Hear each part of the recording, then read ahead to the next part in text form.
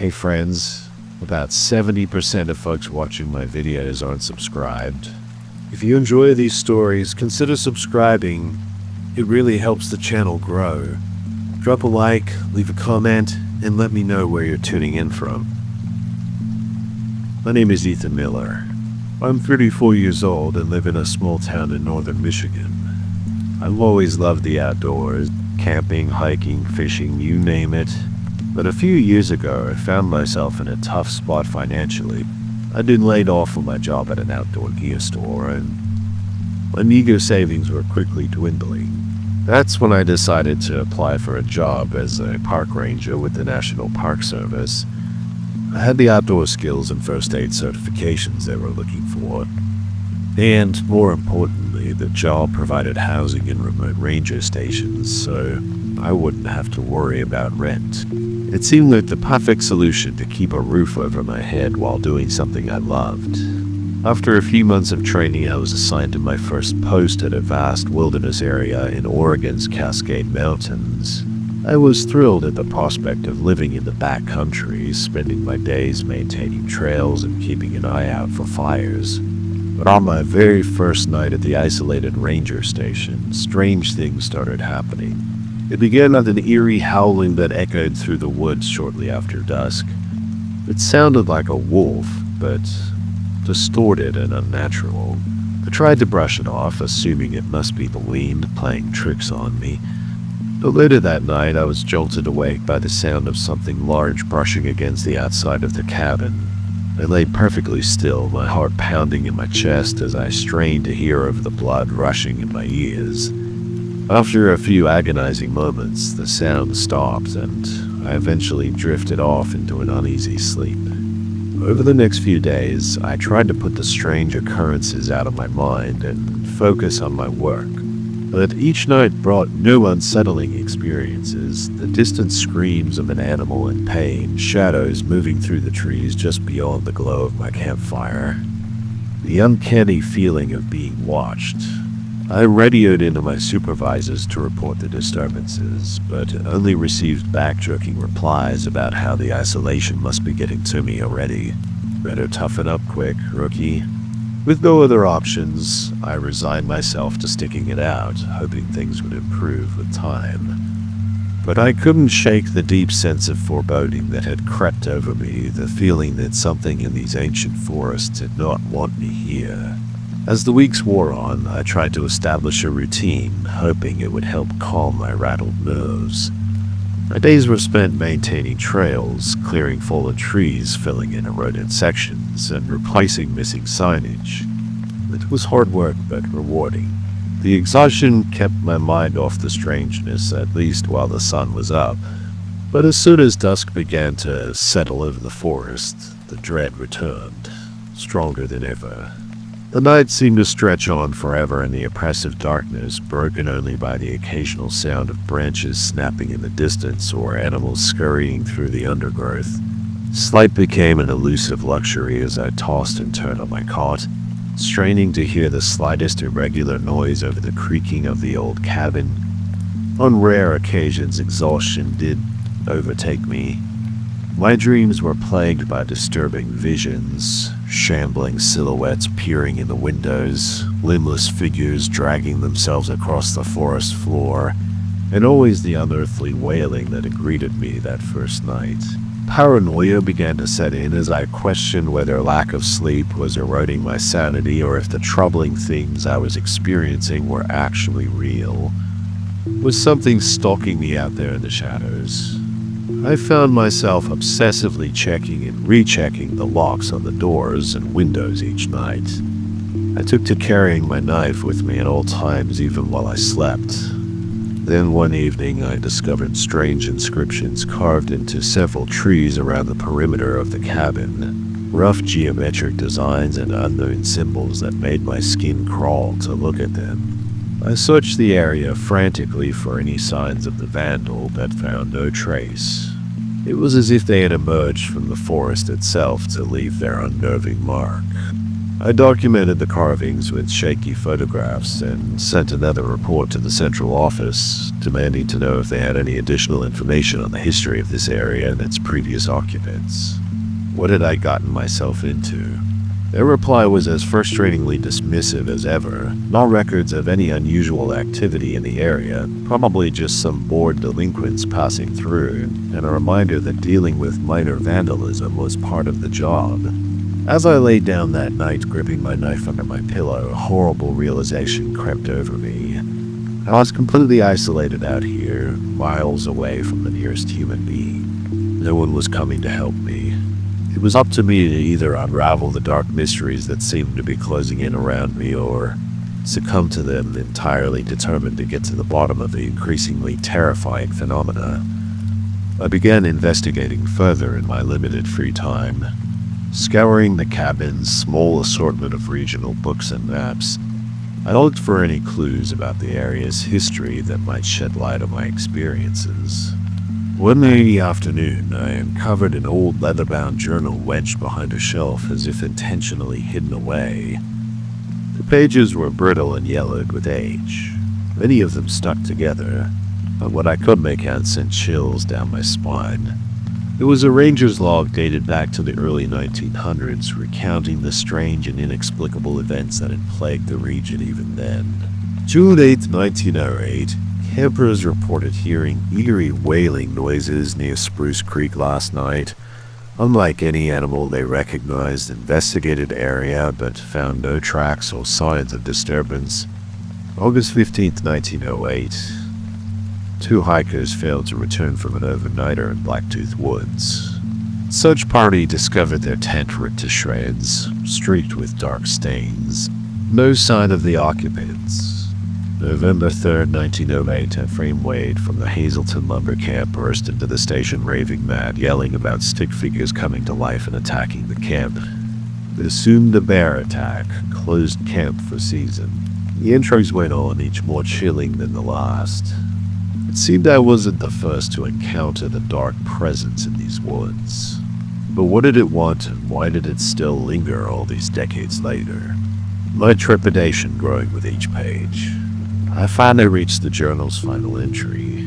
Dated April 1909, the Park Service had apparently ordered the ranger to cease his documentation of the unexplained phenomena under threat of termination. There was no indication of what ultimately became of him.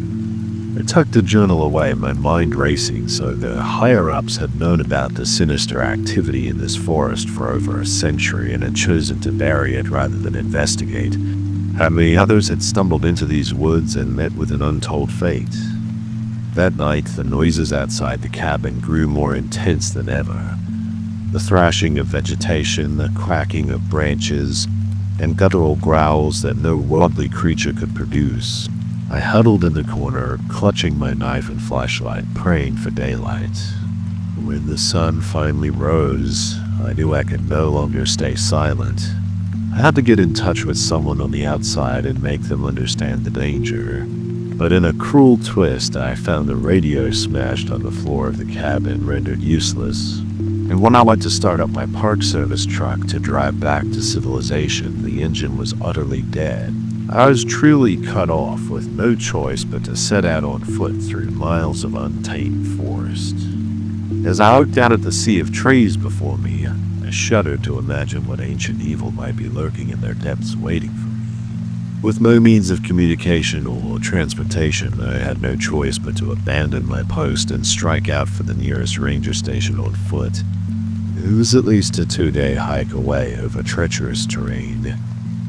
I was a skilled outdoorsman. I packed up my supplies and set off at first light, determined not to spend another night in these cursed woods.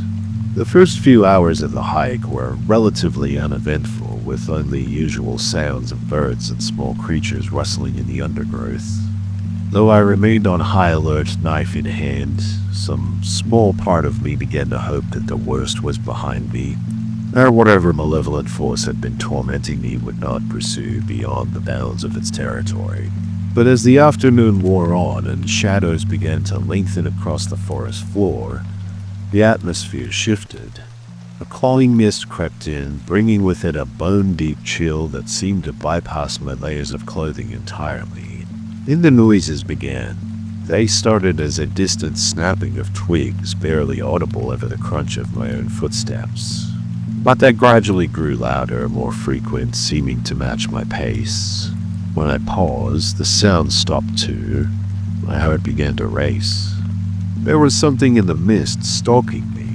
I broke into a run, crashing through the dense foliage as the sounds of pursuit intensified behind me. Branches tore at my face and clothes, but I barely registered them. Raw terror had taken hold, propelling me blindly forward. In my panic state, I didn't notice the drop-off until it was too late. The ground crumbled away beneath my feet, and I tumbled head over heels down a steep embankment, my screams echoing off the trees. Finally, I slammed to a stop at the bottom of a ravine, my head smashing against a rock. White, hot pain exploded through my skull as my vision blurred and darkened around the edges. As I drifted towards unconsciousness, I dimly registered a gangly silhouette crouched on the embankment above me, watching, waiting. When I came to it, it was fully dark. Agonizing pain radiated from the back of my head. Reaching up with one hand, my fingers came away sticky with blood. Every inch of my body ached, but miraculously nothing seemed to be broken. Gritting my teeth, I dragged myself to my feet, swaying unsteadily. My pack was nowhere in sight, likely lost in the fall. I was utterly alone, concussed and disoriented, with no supplies, and in the darkness all around me I could hear the sounds of unnatural movement, the entities that had been pursuing me closing in. I looked around desperately for a means of escape or defense. My eyes fell upon a narrow opening in the rock face a few yards away, half hidden by vines and shadows. A cave.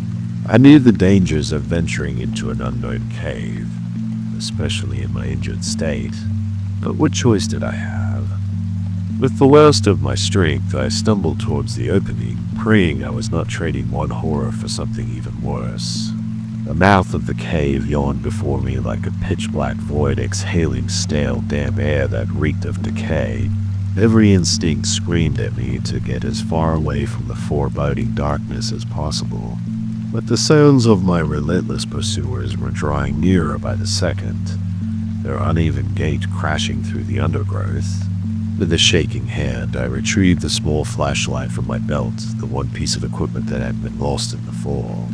I clicked it on. The beam cut a weak swath through the shadows of the cave's entrance. It would have to be enough.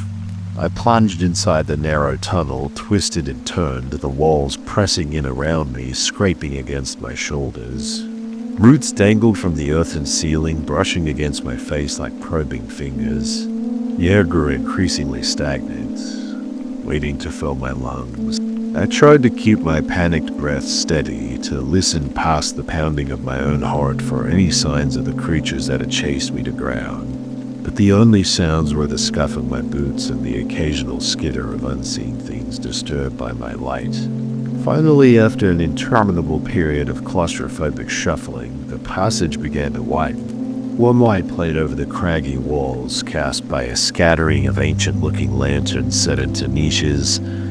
The dull glow was just enough to reveal the chamber I had entered. It was roughly circular, the domed ceiling lost to shadow high above. Tattered remnants of skins and furs were piled around the edges of the room, perhaps the remains of crude bedding, and in the center, arranged in a haphazard circle around a blackened fire pit, were bones, scores of them. Some looked like the small, delicate skeletons of animals, but others were unmistakably human. I stepped closer numbly, unable to look away from the grisly scene. Something crunched under my foot, a small carving that had fallen from one of the larger bones. I bent to retrieve it with trembling fingers. It was a fetish of some sort. A crude human figure with elongated limbs, its surface etched with the same eerie geometric patterns I had seen on the trees around the cabin. Realization crashed over me like a frigid wave. That was their lair. The beings that had stalked me through the woods haunted the region for untold generations, made their home in this nightmarish den littered with the remains of their victims. Now I was trapped here with them. A guttural growl sounded from the passageway behind me. I spun around frantically, sweeping my flashlight beam across the entrance. The light caught a flash of pallid flesh, a limb that bent at an impossible angle before the batteries abruptly died, plunging me into stifling darkness. They had found me. I was defenseless, with nowhere to run. As I backed away from the now black opening, my mind raced desperately for a way out, for some scrap of folklore or wilderness advice that could save me. But all I could see were the bones littering the ground around me, the inevitability of my own death at the hands of these monsters. Heavy footsteps shuffled slowly into the room. Though I could see nothing, I could feel their presence, hear their labored, eager breathing as they closed in. A fetid stench filled my nostrils. I opened my mouth to scream, but no sound came out. This was the end, and I was still screaming when I jolted upright in bed. The covers were tangled around my sweat-soaked limbs. For a few agonizing moments, I sat in the dark of my room, panting, disoriented, still gripped by the all-too-real terror of the nightmare. But as the familiar surroundings of my childhood bedroom came into focus, my hammering heart began to slow its frantic rhythm. It was just a dream. I was home, far away from the monsters and mystery of the forest. Shaking, I untangled myself from the sheets and staggered to the bathroom sink. I splashed cold water on my face, trying to banish the last vestiges of the horrific visions. But deep down, I knew it wasn't just a dream. The experiences that had driven me from the park led me to quitting my job as a ranger and returning home to Michigan in defeat had been all too real. For weeks I'd been plagued with night terrors, reliving the unexplained and terrifying events that had ultimately broken me. Staring at my haggard face in the mirror, I let out a shaky sigh. I couldn't go on like this, jumping at shadows and barely sleeping. I needed answers. I needed to understand the dark forces I had encountered in those woods, or I feared I would never have peace. I returned to my room and flicked on the light, revealing the stacks of books and loose sheets of paper covering every surface. The fruits of my months-long quest to make sense of what I had experienced. I had combed library archives and obscure occult texts, seeking any information on the disturbing history of the region and the entities that seemed to lurk there.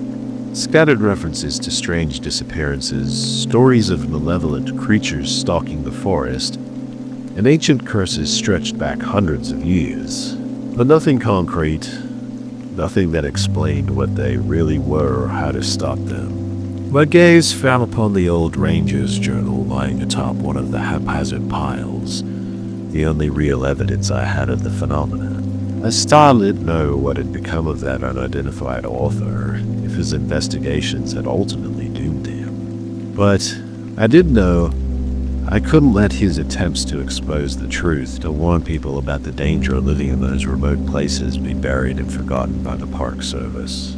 I had tried going to the authorities, my family, anyone who would listen, but my stories were only met with patronizing concerns for my mental health, recommendations to seek counseling for stress. No one believed me. I was utterly alone in this. I crossed to the desk and retrieved one of the blank notebooks stacked there, opening it to a fresh page. If no one would help me, I would have to help myself.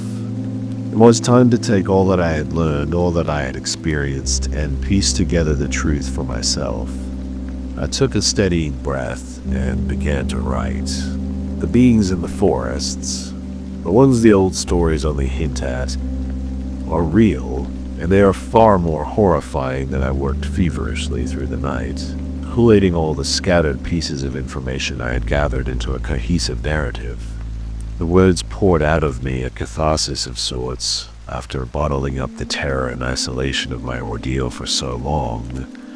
I described my initial encounters with the unexplained phenomena in the Oregon woods, the chilling sounds, the pervasive sense of being watched by some malevolent presence, the discovery of unsettling carvings on the trees, and the way the forest itself seemed to turn against me. My writing took on a more frantic pace as I recounted my hellish final night at the ranger station, the oppressive darkness pressing in from all sides, the radio destroyed and trucks sabotaged, leaving me utterly cut off.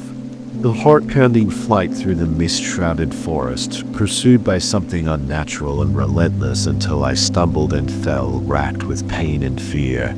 I paused, my hand trembling slightly as I steeled myself to put down an ink, the most disturbing part of my experience. The bone-littered chamber deep in the cave where the creatures seemed to make their den, the fetish carved with those same eerie symbols from the trees, and the terrifying certainty that I was about to join the grisly ranks of their previous victims.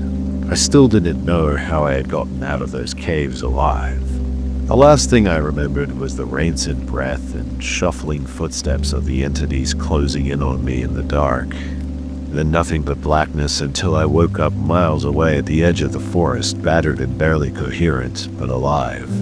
Perhaps it was a final hallucination conjured by my panicked mind, some lost defense mechanism to shield me from my own brutal end. But part of me wondered if there was more to it. If those beings had intentionally let me escape for some nefarious purpose, as a warning to others who might cross their path, or a twisted promise that they weren't finished with me.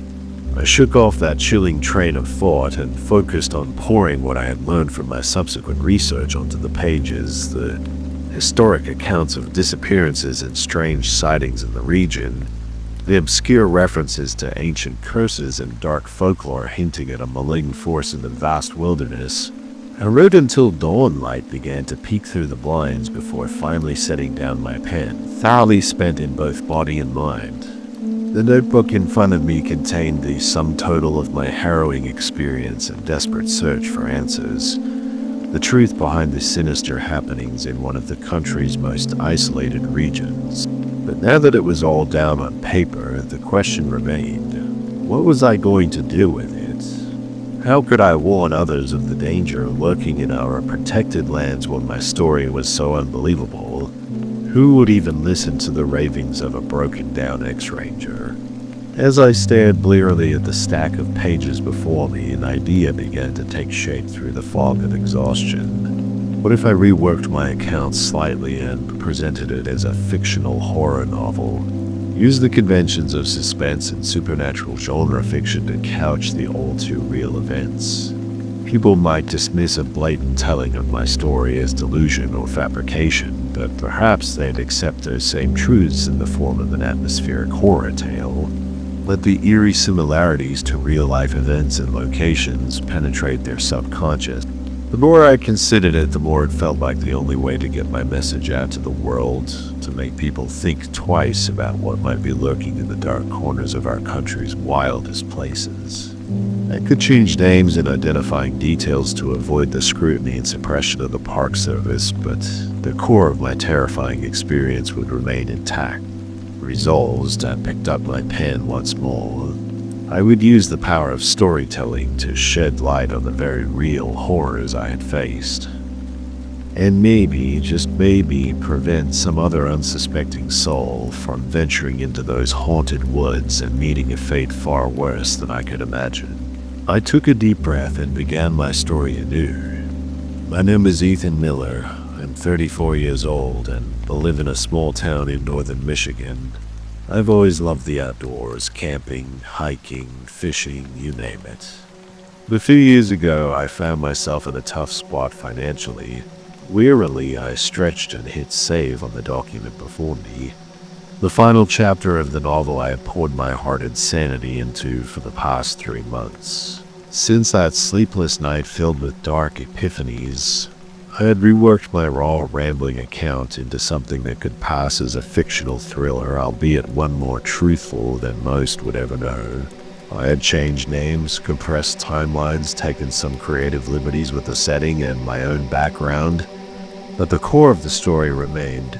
authentic to my own experience, the slow build of paranormal dread, the isolation and helplessness, the all too real monstrosities lurking in the primordial depths of the forest. I could only pray that it would resonate with readers, making them question what horrors might be concealed in the wilderness we thought we knew. The writing process itself had been a strange sort of therapy, a way of confronting and processing the trauma that continued to haunt my dreams. With each scene I put to paper, each memory I transmuted into prose, I could feel a bit of the crushing weight on my psyche lifting. The night terrors came less frequently now, and when they did, I found I could face my phantasmal tormentors with slightly more courage, knowing their fictive forms could no longer hurt me. But I held no illusion that I was healed, that this literary exorcism could erase the scars on my mind or the certain knowledge of the malevolence that dwelled in the Oregon forest. I still woke some nights drenched in icy sweat, my heart galloping like a terrified rabbit. I was certain I could hear unnatural shuffling steps in the hall beyond my bedroom door. I still couldn't set foot in the woods without my nerves singing with panic, without the sensation of unseen eyes tracking my every move. I knew I would never again be the man I was before I first set foot in that remote wilderness, looked into that abyss of primal horror and felt it look back into me. But perhaps in sharing my story, even in the guise of fiction, I could regain some sense of power, of control over the narrative of my own life. I saved a copy of the completed manuscript on my hard drive and stared at the blinking cursor for a long moment, an odd mix of trepidation and relief warring in my gut. I knew the odds of getting an unknown author's work published were slim to none, let alone a tale as outlandish and macabre as mine. But I had to try. I owed it to myself, to that unnamed ranger who had tried to warn of the danger all those decades ago, to anyone who might stumble unknowingly into that primeval heart of darkness. Resolute, I began drafting an email to the first literary agent on my painstakingly compiled list. Perhaps they would take a chance on my debut novel of supernatural suspense and regional terror. The query letter might end up dismissed as the ravings of a disturbed mind, or filed away and forgotten like so many warnings about the forest before. But I had to believe that there was one person out there who would see the truth peeking through the veil of fiction, the reality of the nightmares that walked among us in the loneliest corners of our world. That for all the horror and dread I had faced in those remote woods, I might yet wrest some shred of light from the darkness. I took a deep breath, steadying my hands over the keys. I could only pray that in sending this story out into the world, I wasn't setting its horrors loose to take on a life of their own. That the desperate warning within its pages would be heard before it was too late. With a last whispered plea to any force of good that might be listening, I hit send. And so my story and the truth contained therein ventured out into the shadows to either shed a light or be swallowed whole. I could only hope the world was ready for it. I was ready. People talk about jobs where the biggest hazards are paper cuts. Maybe a sunburn from an afternoon out. They don't know what real danger looks like. I'm Carl Hodge, a park ranger stationed in Montana's Absaroka Beartooth Wilderness in the year 1996. Let me tell you, there are dangers out there no guidebook prepares you for. I've been working this gig for a few years, chasing idiots off dangerous trails and fishing tourists out of creeks. Normal stuff. You paid the bills, and most days the biggest threat was a sprained ankle. Until that week. We got a call about a group of hikers who hadn't returned from a multi-day trek. They were supposed to be out for 4 days, but now they were pushing a week. You can't ignore something like that. And missing people always brings out every armchair expert from the surrounding town. The theories were funnier than a comedian's bad joke. Bears, wolves, mountain lions. One guy insisted there was some kind of creature living out there. Said he saw tracks the size of dinner plates. But he also thought aliens lived among us, so we didn't take him seriously. I remember thinking the worst part would be explaining to their families that they got lost or met with some unfortunate accidents. That's usually the story. People think they can beat the wilderness, but the wilderness doesn't care about your fitness tracker or expensive hiking boots. Nature eats people alive if they're careless, and most of the time it's just tragic. But this was the Beartooths, some of the most rugged and isolated terrain in the lower 48. If something had happened to those hikers, we had to get moving before any more time passed. I settled up with two others, Roger, another ranger who had been doing this longer than me, and Paige, a fresh recruit who still thought being out here was a grand adventure. We radioed in our route, grabbed the essentials, and started the trek up one of the most isolated trails, figuring that maybe the hikers had lost their way or gotten caught in a storm. The weather in the Beartooths can turn quickly from sunny skies to the middle of a whiteout blizzard. People underestimate how fast conditions change up here. The initial part of the hike was uneventful. The trail wound through dense pine forests, the kind where trees grow so close together you feel like you're in a green tunnel. The air was crisp, carrying that sharp, clean scent that only exists in the deep woods. Paige kept up a stream of chatter talking about her training and her family back home, how excited she was to be out here. Roger and I let her talk. Both of us were focused on scanning the surroundings for any sign of the missing group. Hours passed and the trail grew steeper and narrower. The easy conversation from earlier faded into labored breathing as we climbed. Sweat trickled down my back. Despite the cool air, this was the tough part, where elevation gain really kicks in. A lot of inexperienced hikers get in over their heads here, not realizing how much harder each step becomes when the air gets thin. It was late afternoon when we found it. Not the hikers, but their campsite. It wasn't the tidy scene of a well-made camp. No, this was something else entirely, something that made my blood run cold as soon as I laid eyes on it. The campsite was devastated, like a bomb had gone off in the middle of it. The tent was slashed to ribbons, the nylon fluttering in sad tatters from the poles. Packs were torn open, their contents strewn across the small clearing as if someone had been searching for something. Food was scattered everywhere, attracting flies and small scavengers, but there was no sign of the hikers. No bodies, no blood. Nothing to indicate where they had gone or what had happened to them. Just the remnants of their camp left like a macabre art installation in the middle of the wilderness. I looked at Roger, and for the first time in a long while, he seemed nervous. His brow was furrowed as he surveyed the scene, his hand resting on the hilt of his knife. This was a man who had seen a lot in his years as a ranger, but whatever had done this, it was new. Or maybe it was a mountain lion. Paige offered her voice, not sounding too convinced. I could see her trying to rationalize it to fit this into some framework that made sense. Roger just shook his head. "No paw prints," he said, pointing at the ground around the camp. "No drag marks, no blood trails. It's like whatever did this just disappeared." He was right. A mountain lion, a bear, any predator would have left sign. There would be tracks, tufts of fur, something. But this campsite looked like it had been hit by a freak localized tornado. Destruction without a trace of the cause. I stepped closer to the ruined tent, careful not to disturb anything. The slash marks were clean, precise, not the frenzied ripping of an animal attack, but something almost surgical in its brutality. A shiver ran down my spine. It looked like something tore through here and left without a trace. "It doesn't care about the food," I said, voicing the thought that was hanging heavy over all of us.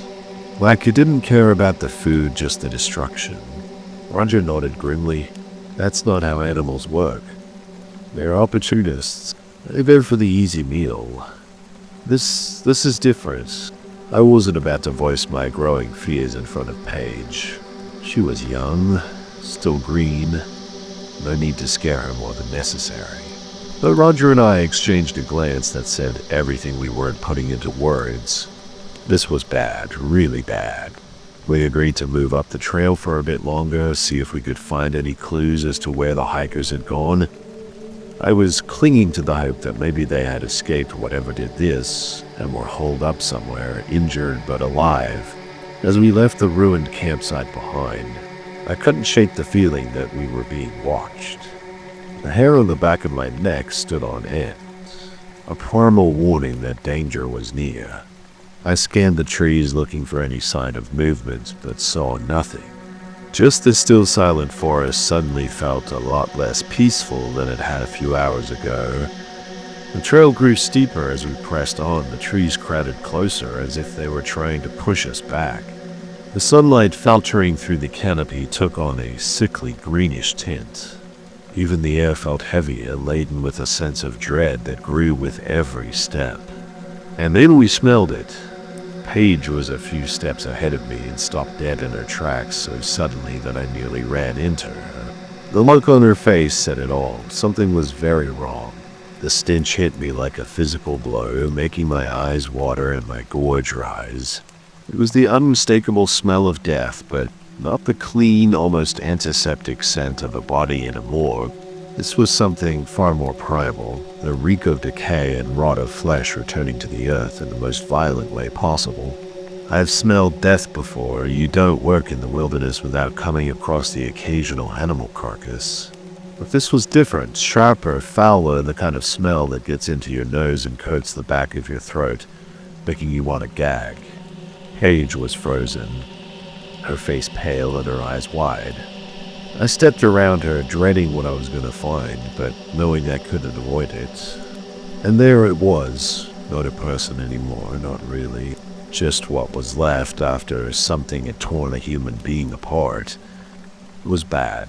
I won't go into details because, trust me, you don't want them. But it was savage, brutal in a way that I had never seen before. This wasn't the work of a bear or a mountain lion. This was something else. Something that killed not for food, but for sport, or worse, for pleasure.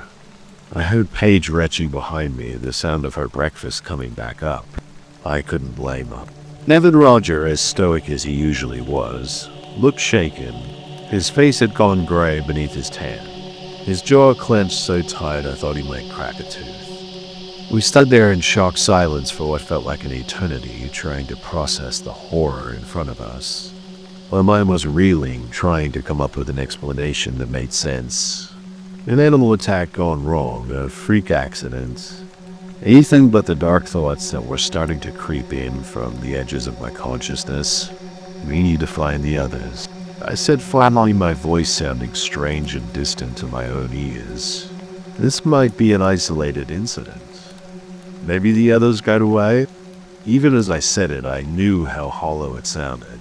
If this thing had done this to one of the hikers, it was unlikely the others had fared any better. But what else could we do? We were too far in to turn back now, and the thought of leaving without answers, without closure for the families was unbearable. Roger nodded a short, sharp jerk of his head. We keep moving, he said, but we stay alert. Oh, whatever did this, it's still out there.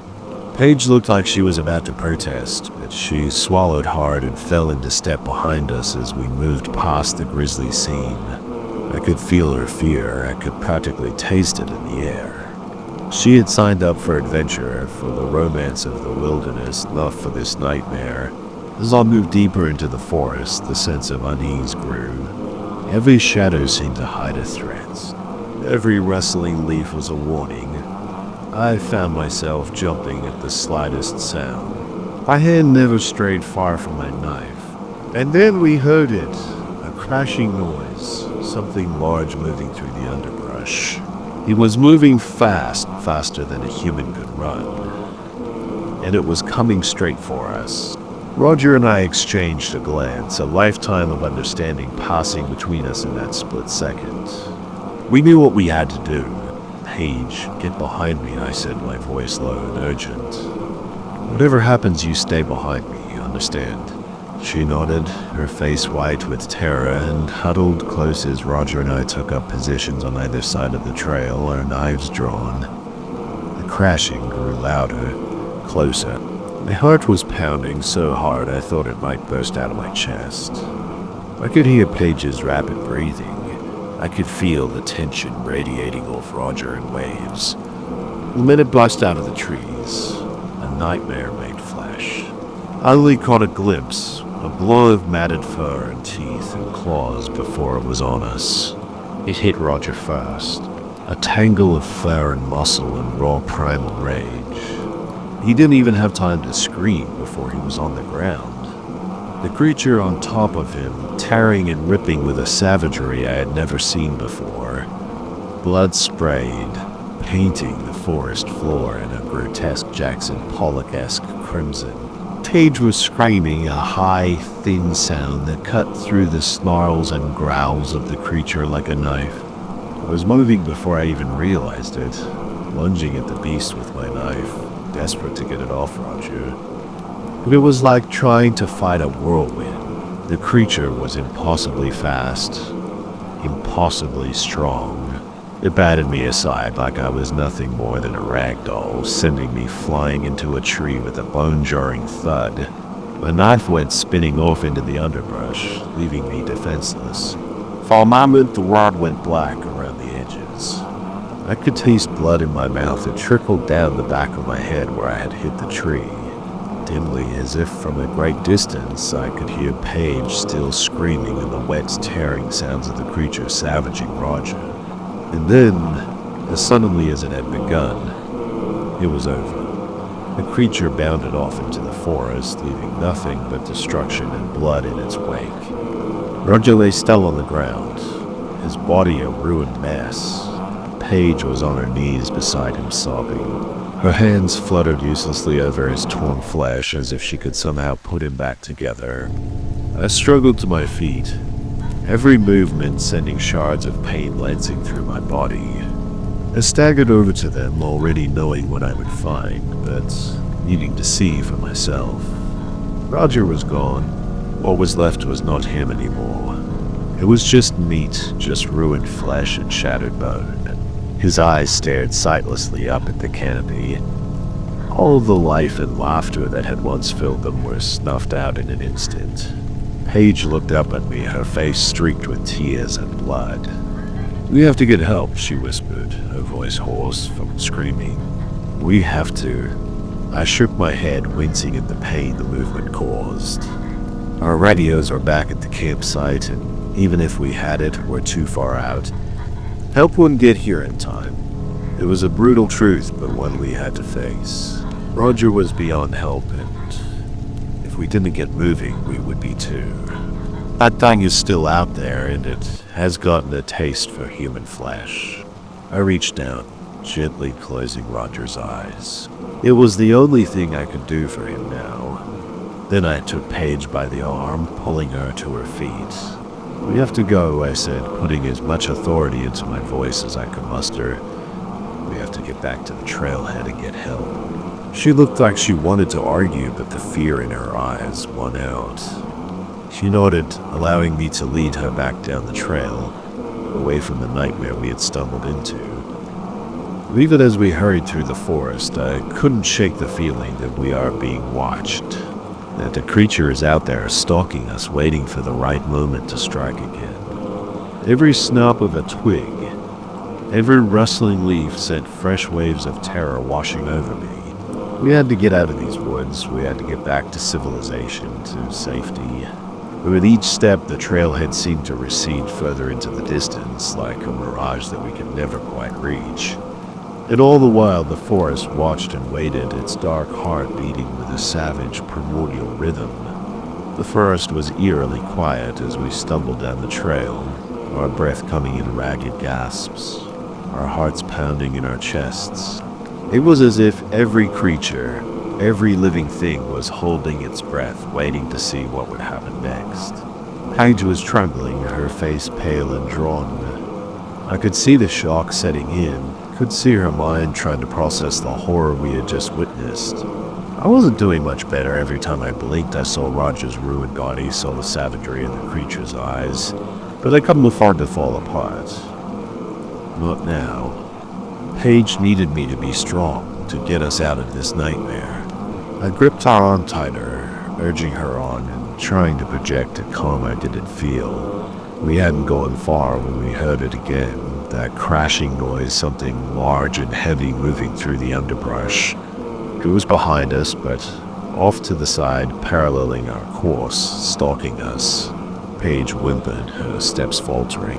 I tightened my grip on her arm, practically dragging her along now. "Don't stop," I hissed. "We have to keep moving." But it was getting closer, the crashing growing louder, more insistent. I risked a glance over my shoulder and immediately wished I hadn't. I caught a glimpse of it weaving through the trees. It was huge, far larger than any bear or mountain lion. Its fur was dark, matted with blood and dirt, and its eyes, God, its eyes. They were intelligent, almost human, and filled with a malevolence that made my blood run cold. It was toying with us. I realized it could have taken us down easily, but it was enjoying the chase, savoring our fear. We were nothing but prey to it. That realization spurred me on, gave me a burst of adrenaline-fueled speed.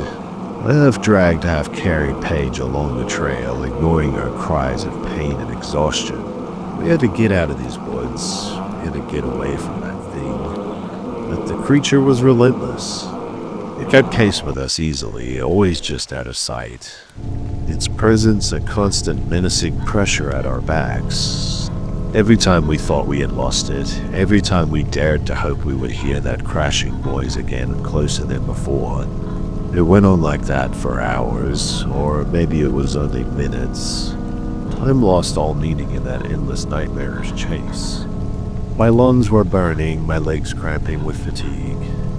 Paige was stumbling, barely able to keep her feet under her. And still the creature pursued us, never tiring, never faltering. Just when I thought we couldn't go on any longer, just when I was ready to collapse and let the beast take me, we broke through. We stumbled out of the tree line and into a small clearing, the sudden brightness of the open sky above us making us blink and squint. For a moment, I dared to hope that we had made it, that we had somehow outrun the creature. But that hope was short-lived. The clearing was small, no more than a few dozen yards across, and beyond it the forest loomed dark and menacing. We were still miles from the trailhead, miles from safety. Paige collapsed to her knees, her body shaking with exhaustion and fear. I stood over her, my own legs trembling, my lungs burning with every breath. I scanned the tree line, searching for any sign of the creature. For a long moment, there was nothing. Just the stillness of the forest, the chirping of birds overhead, the buzz of insects in the long grass. It was almost peaceful, a jarring contrast to the horror we had just experienced. And then I heard it, a low guttural growl coming from the shadows at the edge of the clearing. I whirled around, my heart leaping into my throat. It was there, just inside the tree line. I could see its eyes glinting with a feral, malevolent intelligence. It was watching us, gauging us like a predator, sizing up its prey. I reached down and hauled Paige to her feet. She cried out in pain and fear, but I ignored it, dragging her towards the far side of the clearing. There was a narrow game trail there, barely visible in the long grass. It wasn't much, but it was our only chance. We had barely taken a step when the creature burst out of the trees. It moved with speed and grace that belied its size, closing the distance between us in a heartbeat. I shoved Paige behind me, putting myself between her and the beast. It reared up on its hind legs, towering over me, its jaws slavering, its eyes blazing with a kind of mad glee. And in that moment, I knew I was going to die. I knew that this creature, this thing out of nightmare, was going to rip me apart, just as it had done to Roger. I braced myself, waiting for the inevitable, but the blow never came. Instead, the creature dropped back down to all fours, its head cocked to one side, almost as if it were curious.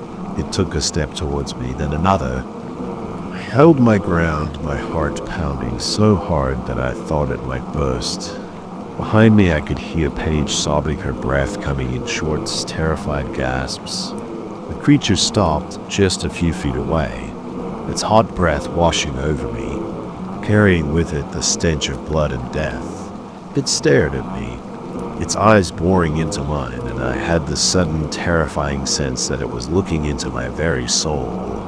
And then, just as suddenly as it had appeared, it turned and bounded away, disappearing back into the forest as silently as a ghost. I stood there stunned, my mind reeling. What had just happened? Why had it let us go? There was no time to ponder those questions. We had to get out of these woods, had to get back to civilization and safety. I turned to Paige, took her by the hand. "Come on," I said, my voice shaking. "We have to keep moving." And so we ran, stumbling and tripping, half blind with fear and exhaustion. We ran until our lungs burned and our legs gave out beneath us. We ran, and all the while the forest watched and waited, its dark heart beating with a savage primordial rhythm. We made it back to the ranger station just as the sun was setting, casting long shadows across the parking lot. I'd never been so glad to see a building in my life. I'd never felt such a profound sense of relief as when I stumbled through those doors. But the relief was short-lived. As soon as we were inside, as soon as we were safe, the reality of what had happened came crashing down on us like a ton of bricks. Roger was dead, torn apart by something in the woods, and we had no idea what it was or why it had let us go. I collapsed into a chair, my body shaking with exhaustion and delayed shock. Paige was in even worse shape, huddled in the corner, her knees drawn up to her chest, rocking back and forth and mumbling incoherently. It took a long time for me to gather my wits enough to make the call, to report what had happened, to request backup and a search party for Roger's body. The voice on the other end of the line was calm, professional, but I could hear the undercurrent of disbelief, of skepticism. They thought I was crazy or traumatized or both. I couldn't blame them. If I hadn't seen it with my own eyes, I wouldn't have believed it either. They sent a team out of course to retrieve Roger's body to search for signs of the creature, but they found nothing. Just the ruined campsite, the scattered supplies, and Roger's mutilated corpse. There were no tracks, no trace of the beast.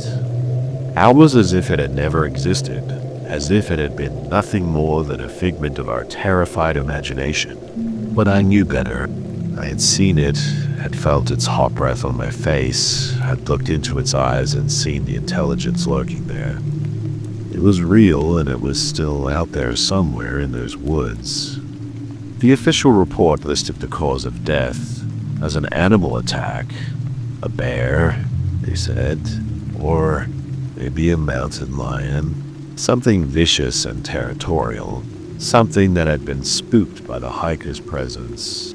But I knew that wasn't true. What I had seen, it wasn't any animal I had ever heard of. It was something else.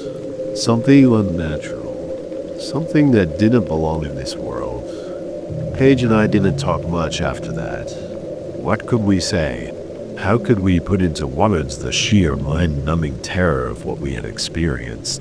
She left the ranger service not long after, moved back to the city. I don't blame her. After what we had been through, the thought of spending another day in those woods, of putting on that uniform and venturing out into the wilderness, was more than she could bear. As for me, I tried to go back to work. Tried to pretend that everything was normal, that the world hadn't tilted on its axis and spilled me into a nightmare from which there was no waking. But every time I set foot in those woods, every time I heard a twig snap or a bird call, I might feel that old familiar terror rising up in my throat. I would see those eyes glinting in the darkness, feel that hot, fetid breath on my face, and I knew that I couldn't do it anymore. Couldn't spend another day living in fear, waiting for the creature to come back and finish what it had started. So I left, resigned from the ranger service, packed up my life, and moved away. Tried to start over, to forget about the horrors I had witnessed in those woods. But I can't forget. Can't escape the nightmares, the memories that haunt me still. And sometimes in the dark of night, when the world is still silent, I swear I can hear it, that low guttural growl echoing through the darkness, calling to me, waiting for me. And I know that one day I'll have to go back, have to confront the beast, to finish what we started all those years ago. But until then, I'll keep running, keep trying to outpace my memories, my fears, keep trying to convince myself that what I saw, what I experienced, was nothing more than a bad dream. Even though deep down I know the truth. Know that there are things in this world that defy explanation, that lurk in the shadows and the spaces between things, that hunger and hunt and kill. And that, no matter how far I run, no matter how hard I try to forget, they'll always be out there, waiting, watching, hungry. Years have passed since that fateful day in the woods, but the memories haven't faded. If anything, they've grown sharper, more vivid with each passing year. It's as if my mind is unwilling to let me forget, to let me move on from the horror I witnessed. I've tried to build a new life for myself, far away from the wilderness and the nightmares that haunt it. I have a job, a home, a semblance of normalcy, but it's all a facade, a flimsy barrier against the darkness that lurks at the edges of my consciousness. I don't go into the woods anymore. I haven't set foot in a forest since I left the ranger service all those years ago. Even the thought of it fills me with a deep, primal terror that I can't shake. But lately I've been feeling a pull, a tug at the back of my mind that I can't ignore. It's as if something is calling to me, drawing me back to those woods, back to the place where it all began. I've tried to resist it, tried to push it down and block it away. But it's getting stronger, more insistent with each passing day. And deep down, I know that I can't fight it forever. One day I'll have to go back, have to confront the creature, look into its eyes and see the intelligence, the malevolence that lurks there. Have to finish what we started all those years ago. I don't know what I'll find when I return to those woods. Don't know if the creature is still there, still waiting for me. But I know that I have to try, I have to face my fears and put an end to the nightmare that has plagued me for so long. And so, with a heavy heart and a sense of grim determination, I begin to plan my return. I gather supplies, study maps, prepare myself mentally and physically for the ordeal ahead. I know that I may not come back, the creature may claim me as it claimed Roger all those years ago. But I also know that I can't live like this anymore. I can't spend the rest of my days running from my memories and my fears. And so, on a cool, crisp morning, I set out with my backpack, heavy on my shoulders, my heart pounding in my chest. I drive to the edge of the woods, to the place where the trail begins, and I sit there for a long moment staring into the trees. I can feel it waiting for me. I sense its presence like a physical weight pressing down on me. But I know that I can't turn back now. I can't let the fear consume me. And so, with a deep breath and a muttered prayer, I step out of the car and onto the trail, into the woods that have haunted my dreams for so long. The forest is just as I remember it, dark, dense, filled with the sounds of life and the specter of death. Each step feels heavy, weighted with the knowledge of what lies ahead. But I press on, driven by a growing determination, need to confront the beast and put an end to the nightmare once and for all. I don't know what I'll find at the end of the trail. I don't know if I'll be able to look into those eyes once more and come out the other side. But I know that I have to try, have to face my fears and my demons head on. And so I walk deeper and deeper into the woods, towards the heart of darkness that waits for me there, towards the creature that has haunted my every waking moment. My every dream, towards the truth and the terror and the final reckoning that awaits me in the shadows of the forest. The crackling of the campfire filled the night air as I settled down after another long day patrolling the vast wilderness of the Chickamauga-Nicolet National Forest in northern Wisconsin. After 12 years working as a park ranger everywhere, from the Great Smoky Mountains of North Carolina to the temperate rainforests of Oregon, I thought I'd seen it all. But nothing could have prepared me for the events that would unfold over the coming week. It started with the disappearances. In my 5 years stationed in this remote stretch of woods, we get one, maybe two missing hikers per season, usually inexperienced folks who wandered off trail and got lost.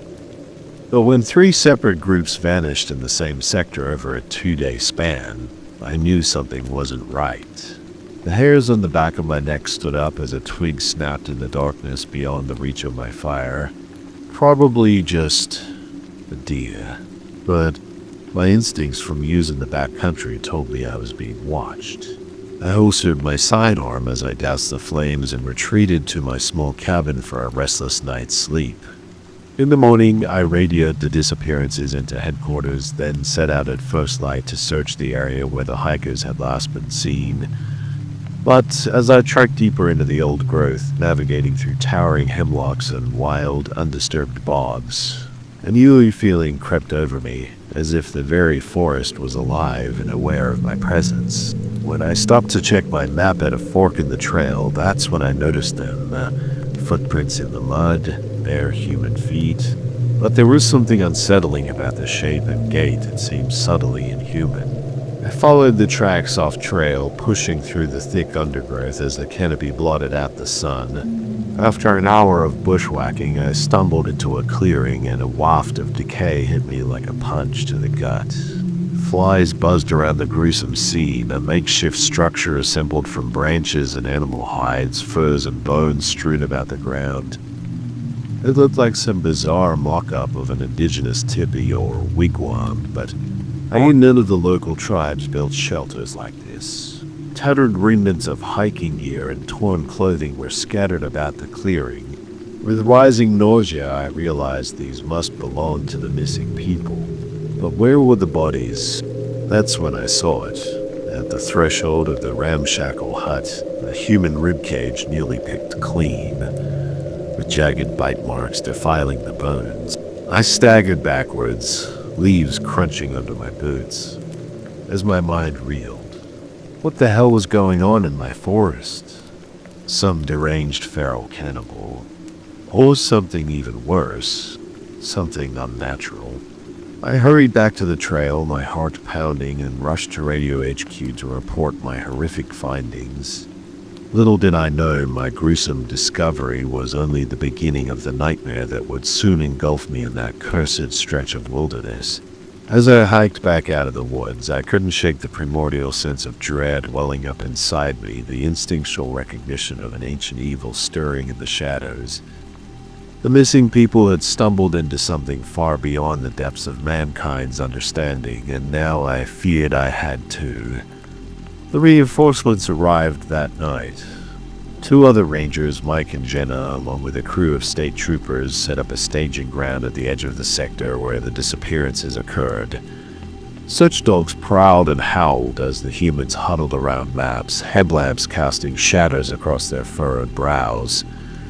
I told them what I'd found in the forest, the uncanny footprints, the grisly remains at the ramshackle site. They exchanged uneasy glances. We all knew these woods held secrets, that people occasionally vanished without a trace in the sprawling national forests. But this felt different, an older, deeper mystery. You said the footprints looked inhuman. Jenna asked, her voice tinged with skepticism but also fear behind her eyes. Well, quite human, I said. Bare feet, but strangely elongated, with long, almost claw-like toes. Mike unfolded a topographic map. This area's got a dark history, supposed to be sacred land to the Ojibwe. Their legends about these woods go back centuries. Talk of creatures stalking the night, wigwams that walk on legs, the badger that bites men to make them like itself. Some even claim this is where the Wendigo roam. Jenna let out a soft, frustrated sigh. Come on, Mike, we're trying to find missing people, not chase native folk tales. Those are just myths. But I felt a shiver run through me at the mention of the Wendigo. I knew the old Algonquin stories, the legend of the man-eating monster, the evil spirit that could possess humans and fill them with an insatiable craving for flesh. Was such a thing even possible? We spent a restless night at the staging ground, listening to the yelps and brays of coyotes echoing from the hills. At first light, fortified by bitter coffee, we spotted the teams to scour the wilderness. Each of us dreaded what we might discover out there. For 2 days we searched, combing miles of dense forest. There was no further sign of the missing hikers, but we all felt it, an uncanny sensation of being observed by unseen eyes, of some preternatural presence haunting the woods. The keen-eyeds whined and shied away from certain groves. A strange, musky scent tinged the air. On the third morning we found another tableau of horror. The scene of carnage in a remote defile. Gnawed bones and shredded camping gear littered a makeshift shelter. This time, among the gruesome remains, mangled clumps of dark fur and splintered animal bones were mixed with human debris. Whatever we were dealing with, it wasn't picky. Creature and man had both fallen prey. As I surveyed the ghastly scene with rising gorge, my radio crackled to life. It was Jenna, her voice tight with alarm. Base camp, come in. Something's happened. Her transmission cut off in a scream and a burst of static. My pulse pounded as Mike and I raced in the direction of her team's last known location. What we found stopped us cold in our tracks. The savage carcass of a search dog lay before us. Jenna's shredded pack streaked with blood.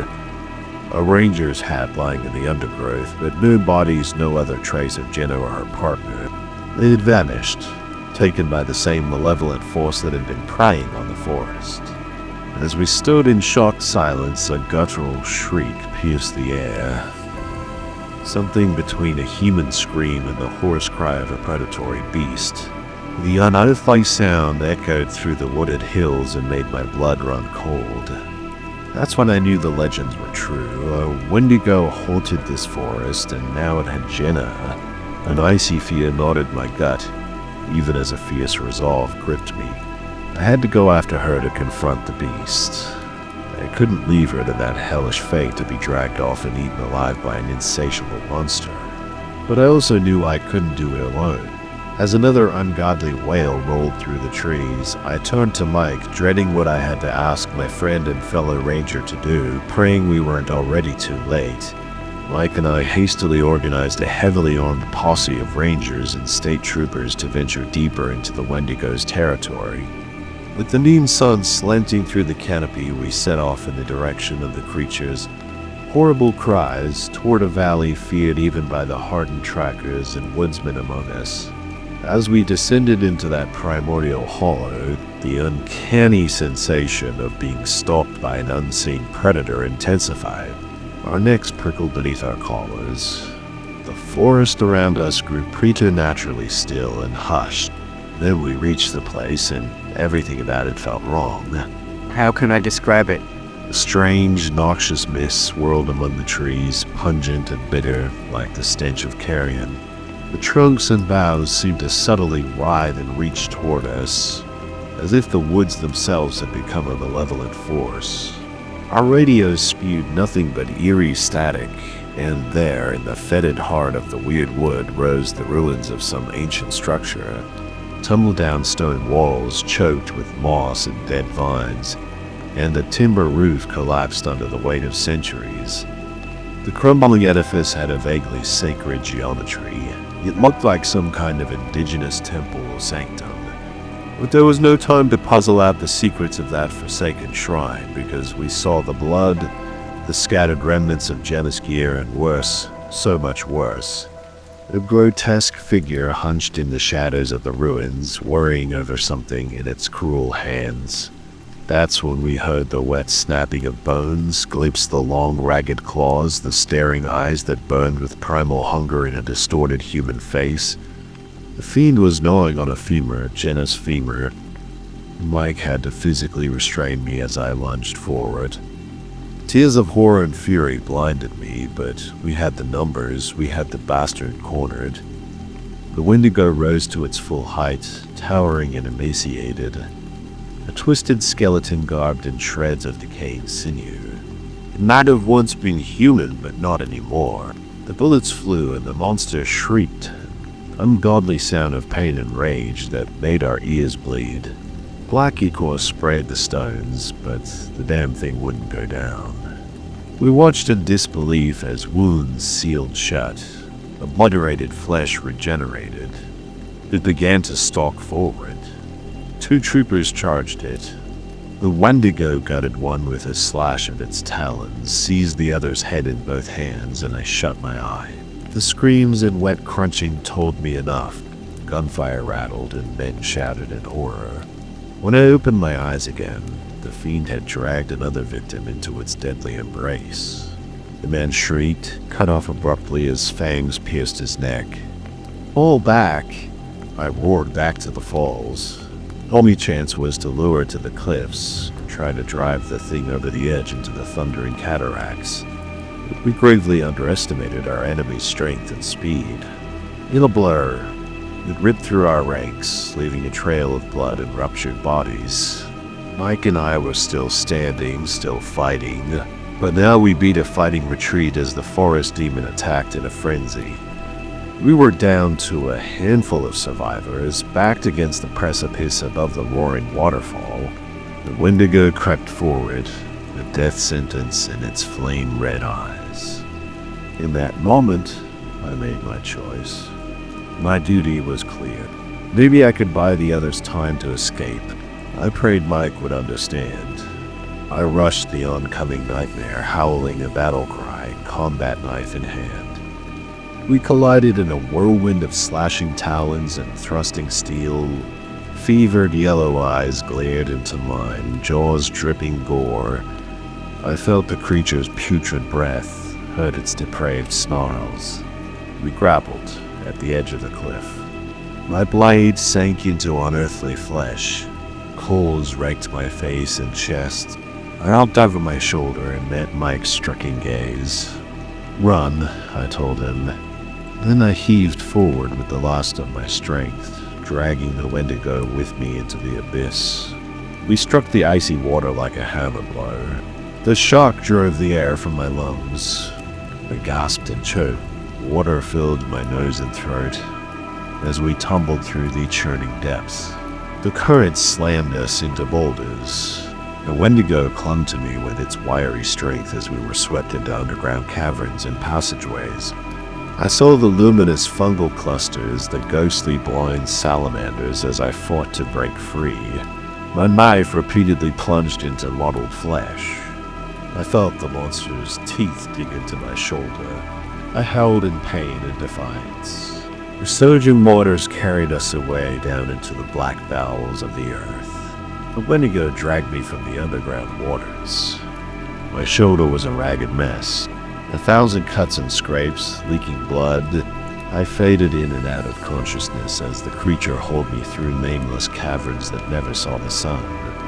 I mean what the monster was doing, bringing me to its vile lair, storing food for later.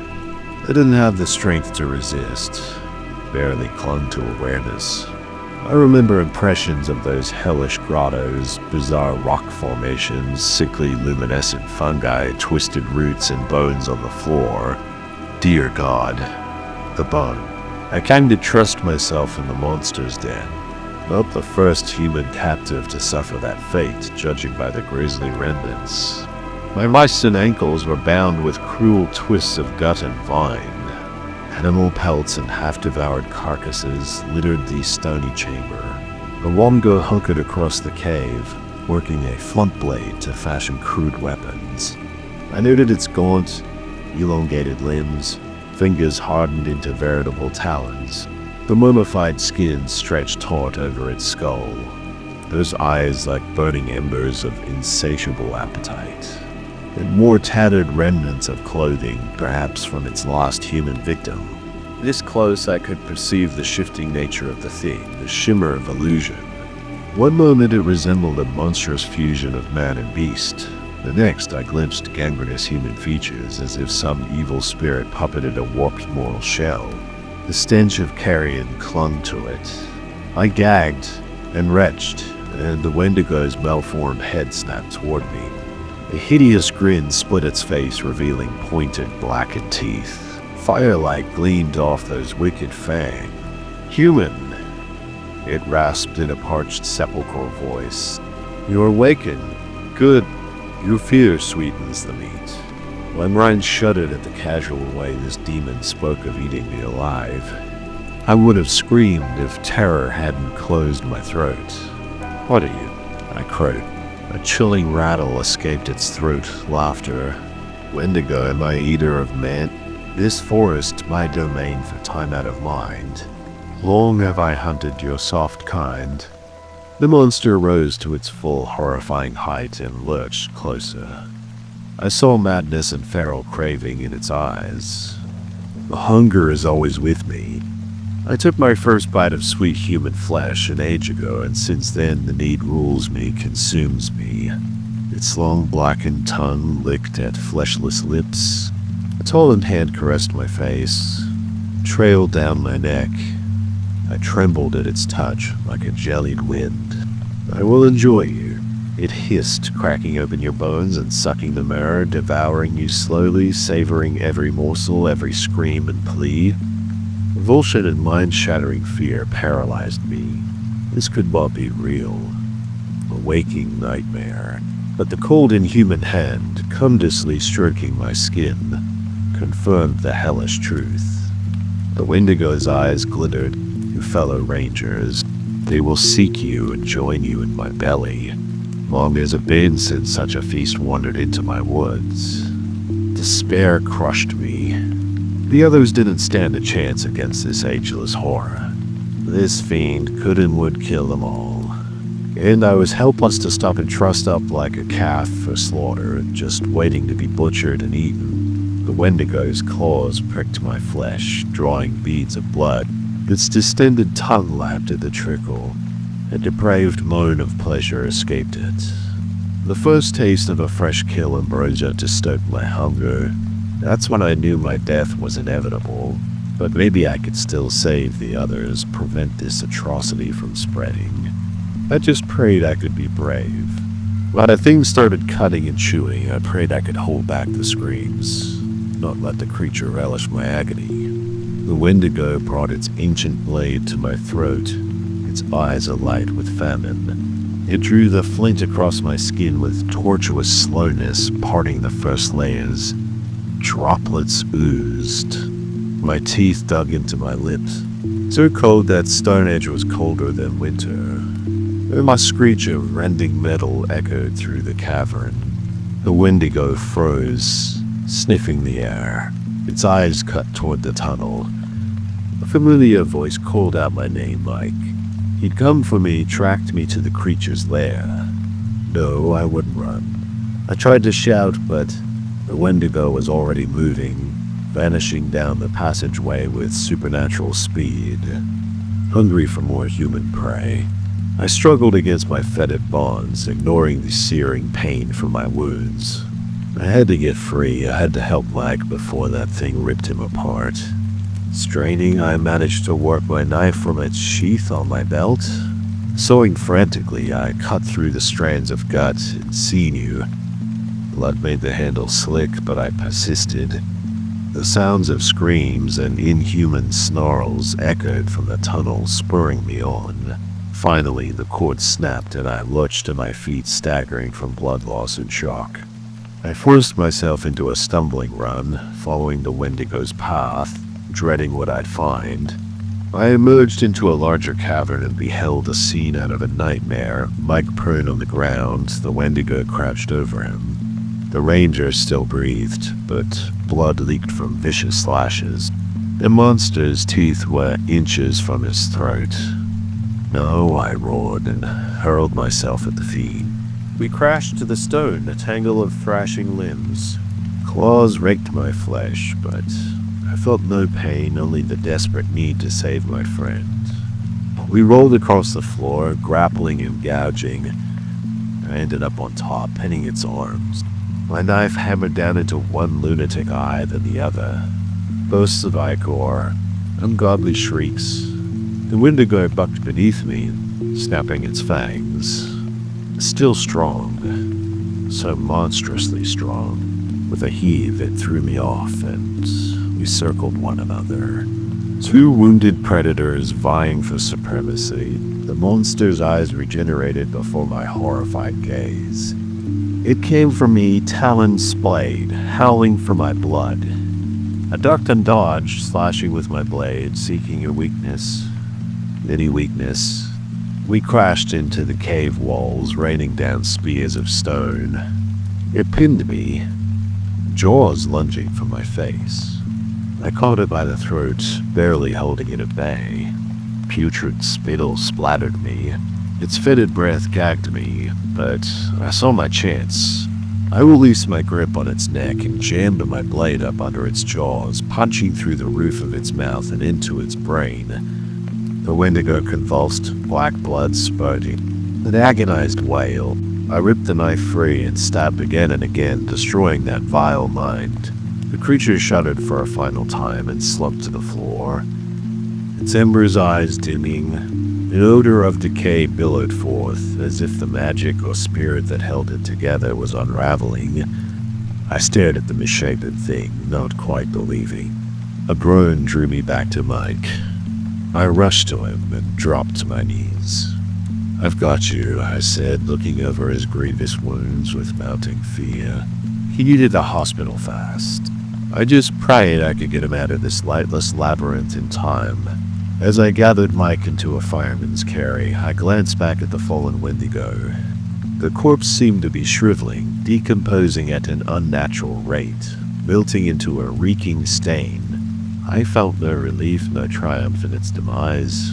Only the gnawing awareness that such primal horrors existed and lying in wait at the edges of the civilized world, that I had barely survived my encounter with the ravenous abyss. I turned away, bearing my injured friend through eldritch tunnels. We had made it this far. I could only hope it would be enough that this descent into an American heart of darkness had not cost Mike his life. With grim resolve, I trudged on, leaving the Wendigo's vile den behind. Desperate to return to the surface, to the light, to the realm of humanity once more. We stumbled from the Wendigo's catacombs like Lazarus from the tomb, haggard, blood-soaked, clinging to life by a thread. Light clung to me, his breathing shallow, his blood staining my tattered uniform crimson. I staggered beneath his weight, my own wounds burning. My vision blurred, but I refused to yield. I couldn't let my friend die, not after all we endured. The first breaths of cool, clean air in the forest felt like manna, a blessing on my tongue. I drank deep, feeling that freshness scouring the reek of the monster's lair from my lungs. Hazy daylight filtered through the boughs. I had lost all sense of day and night in the caverns, but it was still light. There was still a chance. I shouldered Mike through the ancient woods, following the course of a creek, praying it would lead us back toward civilization. Each step was fire in my wounds. Each breath razored my battered ribs.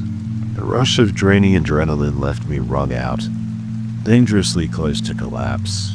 But I pushed on.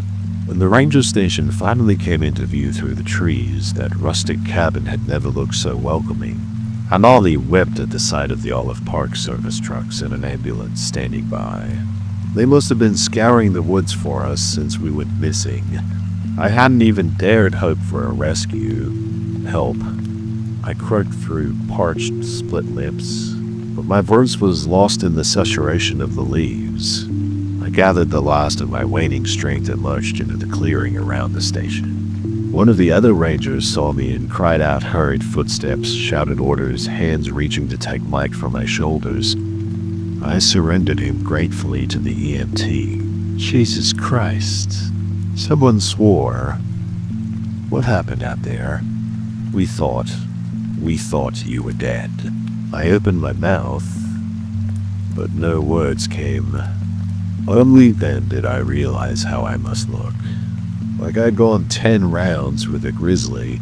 Shredded uniform saturated with crusted blood, skin, shredded features, bruised and distorted, half dead. They crowded around me, questions flying, demanding explanations. The darkness was swimming up to claim me. I sagged to my knees as a roaring rose in my ears. I managed to gasp out a single word. The only thing that mattered when to go. Then the abyss took me and I knew no more. I awoke in a haze of pain and confusion, the astringent tang of a hospital. In my nose, sterile white sheets and IV drip. In my arm, the steady beep of a heart monitor. Gradually, memories seeped back in the forest. The window goes lair, Mike. I tried to sit bolt upright, agony lancing through me at the movement. Easy there, buddy. A hand restrained my shoulder. Mike smiled down at me from the neighboring bed, his head and chest swathed in bandages. We're okay, thanks to you. Relief crashed through me, left me lightheaded. Tears stung my eyes. I reached for his hand, gripped it like I needed to confirm he was real, that we made it. I thought I'd lost you, I said hoarsely. The window ghost snarls. The sight of it crouched over Mike's prone form would haunt me all my days. Takes more than an overglorified scavenger to bring me down, although the docs say it was touch and go for a while. He squeezed my hand, his expression sobering. I mean it, man. Thank you. You saved my life. I shook my head. You came for me armed with a damn flare gun. The broken laugh escaped me, disbelieving. Mike flashed a roguish grin. Hey, I figured if that thing had an aversion to light and heat, a few phosphorus rounds might do the trick. Wasn't counting on the Wendigo. Being quite so resilient, though. No manual covers how to bring down a cannibalistic forest demon. I'll file that with the Park Service. Somebody needs to update the protocols. It was such quintessential Mike banter that a real laugh burst from me despite the ache in my ribs.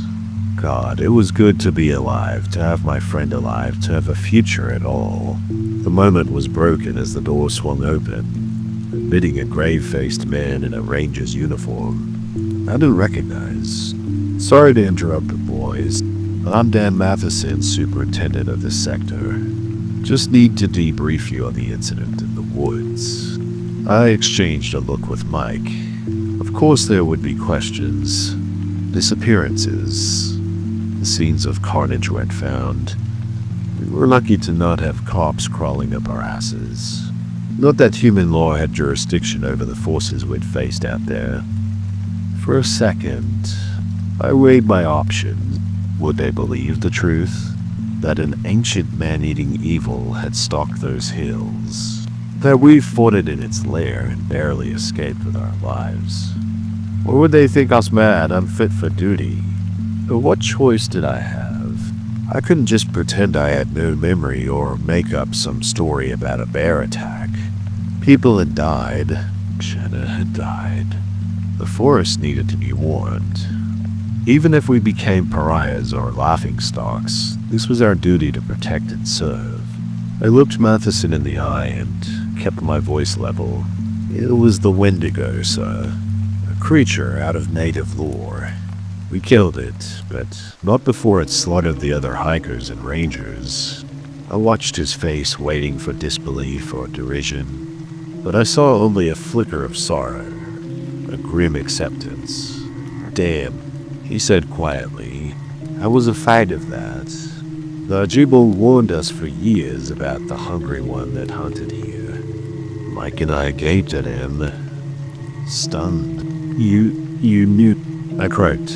Matheson sighed. Not for certain, but we've lost too many over the decades in this forest, seen things that couldn't be explained. When you radioed in about those macabre campsites, he trailed off with a haunted look. We were silent a long moment, the import sinking in. The old man had always suspected. Many others had too over the years. But what could they do? Declare a forest off limits because of a mythic man-eater. They'd have been defunded and relieved of duty. So what now? I asked. Matheson straightened his shoulders. Now we make sure it's over, that you two really killed the last of those things. He'll contact the tribe, see if they can send a shaman or medicine man to verify it. I don't know. Try to provide some closure for the families of the victim. He looked at us, a strange mix of sympathy and respect in his eyes. I won't ask you to participate in any cover-up. The truth will stay between us and the tribal elders. As far as the official reports are concerned, you found the missing people dead. Victims of an unknown assailant. Maybe a cold case unsolved. Like bristled. But sir, people need to be warned. If one of those things could survive out there, who's to say? Son Matheson cut him off. Not unkindly. Who would believe it? You would have become a tabloid headline. Spend the rest of your career a bitter jerk. He shook his head. This is the only way. Let it end here. You two focus on recovery. He held our gazes a moment longer. For what it's worth. I believe you. You faced down a literal nightmare out there. Saved each other. And who knows how many others. I know it doesn't feel like it now, but you're heroes. He clapped a hand on each of our shoulders. Get some rest. That's an order. The forest will still be there when you mend up. After he left, Mike and I stared at each other, coming to grips with our new reality. Keepers of a deadly secret. Survivors bonded by blood in an eldritch battle. That's right. You know, Mike said finally, we can go public. You'd crucify us. I knew he spoke sense, but it still felt wrong. Like we were betraying some oath. I can't help feeling like there are more of those things out there that we should warn people. Mike was silent a long moment. Maybe there are. Maybe one day, if there's enough proof, the world will have to confront the truth. But today, now they aren't ready. We'd just be sacrificing ourselves for nothing. I leaned back into my pillow, letting out a shuddering breath. I don't know if I can go back out there. Not without looking over my shoulder every second, seeing that thing in every shadow. So, maybe we don't. Not right away, at least. There's a whole country that needs protecting. Other forests, other parks. Ones without man-eating when to go. He said it lightly, but the words lifted my heart. He was right. We didn't have to let this break us, destroy our calling. So what? You want to transfer? Maybe a leave of absence first. Let some of this, he gestured to his bandages, heal up. Then yay, a fresh start. Somewhere sunny. I hear sequoia's lovely this time of year. I barked a laugh. Giant trees instead of giant monsters. I could live with that. I held up my hand to him. Partners. He gripped it firmly. A crooked smile, tugging his mouth. Partners. No matter what. And that I realized was how we would make it through this. Together, watching each other's backs, carrying the knowledge we couldn't share. But wouldn't let destroy us. One step at a time. One thing I knew for sure, though. I would never see the forest the same way again. Would never take the stillness and solitude for granted, because now I knew how little separated us from the hungry dark, and how even the most beautiful places could hide teeth. But as I looked at Mike, battered but unbroken at my side, I also knew something else, that there was still light in this world, still goodness and sacrifice, still things worth fighting for. Months passed in a blur of surgeries and physical therapy, psycho-VLs and debriefings. The exterior wounds knitted shut, but the deeper lacerations lingered. Some nights I still lurched awake, sweat-drenched and screaming, my mind trapped in a reeking cave, scrabbling against a ravenous dark. The Park Service shrieks called it PTSD. They smiled encouragingly and prescribed various pills as if the contents of a pharmacy could scour the memory of feral eyes and bloody fangs. Mike fared somewhat better. He channeled his churning emotions into recovery, into readying his body and mind to return to the field. I envied him that. I envied that sense of purpose when my own felt adrift, unmoored by the revelation of the hungry horrors that prowled the edges of the map. We both took a leave of absence, wandered for a time together and apart, trying to find our footing in a world with a darker hue. I visited my family, held my nieces and nephews tight, breathed in the scent of my sister's hair as I embraced her, and felt some of the shadows recede. But odds the forest, the events of that awful night drew me back. It haunted me what we found out there, the knowledge of such primal evil, the fact that we barely prevailed against it. I knew it was a siren call. That obsession led only to madness. But I couldn't release it. Saw and Mike showed up at my folks' place one autumn afternoon, Ranger Green's crisp against his shoulders. I felt a surge of trepidation and relief. He had that look in his eye, the one that promised trouble and adventure, the one I could never resist, even after everything. "They're reopening the sector," he said without preamble. "Want experienced rangers on it." "You game?" I should have said no. Should have run scrawny in the opposite direction. But I knew this was a crossroads, a chance to reclaim a piece of myself that the Wendigo had torn away, to prove that it hadn't broken me. So I swallowed hard and met his gaze. Not at once, and again. They'd have to learn for themselves that there were older, fouler things that could be dreamt of in their philosophy. Still, I think they sensed something haunted about us. An aura of men who had walked through the valley of the shadow and returned irrevocably changed. They followed our lead without question, as if sensing our hard-won authority, our baptism by blood and darkness. We patrolled those forests as summer faded to autumn and the leaves kindled to crimson and gold, kept a watchful eye on campers and hikers. I found my stride again, took solace in the small duties, the rituals of stewardship and service. But always I watched the tray line, wondering what nightmares stirred beyond mortal ken. It was Kayla who found the first sign of blueprint in the softening earth. Toes elongated, distorted. She laughed it off, but I saw the flicker of unease in her eyes. The next week, Ethan discovered a half-eaten deer carcass suspended in the branches of an ancient oak. The bite marks did not belong to any wolf or bear. Mike and I exchanged grim looks over the remains. We knew that grisly tableau had seen its like before. That night, as we huddled around the campfire, Ethan was the first to speak. His face pale in the guttering light. They never found the bodies, did they, from that search party 2 years back? Mike took a long pull from his whiskey bottle before answering. No, just bloodstains and gear. Never the bodies. Kayla looked at us, her dark eyes pleading.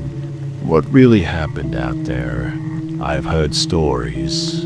I sighed, weighing the costs of truth and silence. In the end, I couldn't lie. That's when people I trusted to watch my back. It was the Wendigo, a creature out of native myth. It hunted us, and worse, nearly killed us both before we brought it down. I heard Kayla's swift intake of breath, saw Ethan's eyes widen. For a heartbeat, I feared ridicule, disbelief. Then Ethan leaned forward. I always knew there was more out there, things beyond the rationale. My grandmother used to tell stories. We talked long into the night telling the tale. I found the Bowden lift, however, slightly. Yes, the shadows still lurked, but it helped beyond measure not to stand alone against that dark. In the days that followed, we closed ranks, watched each other more carefully, jumped at every odd noise in the night. Mike and I tried not to let our mounting unease show, but the familiar signs continued. Unnatural tracks. Minimal remains an uncanny sense of being stalked by unseen eyes. Then the weather turned, the first early snowfall blanketing the hills. The forest grew, still watchful, waiting for the killing cold. We all felt the tension, build an electric charge to the frigid air. A reckoning coming. It was the darkest night of the year when they came. Not one, but three went to go, gaunt and terrible in the moonlight, leaping out of the tree line toward our cabin on long, distorted limbs. 3 pairs of feral eyes aflame with relentless hunger. We had prepared for this, we had drilled for it. Ethan and Kayla took up crossbows, phosphorus-tipped bolts at the ready.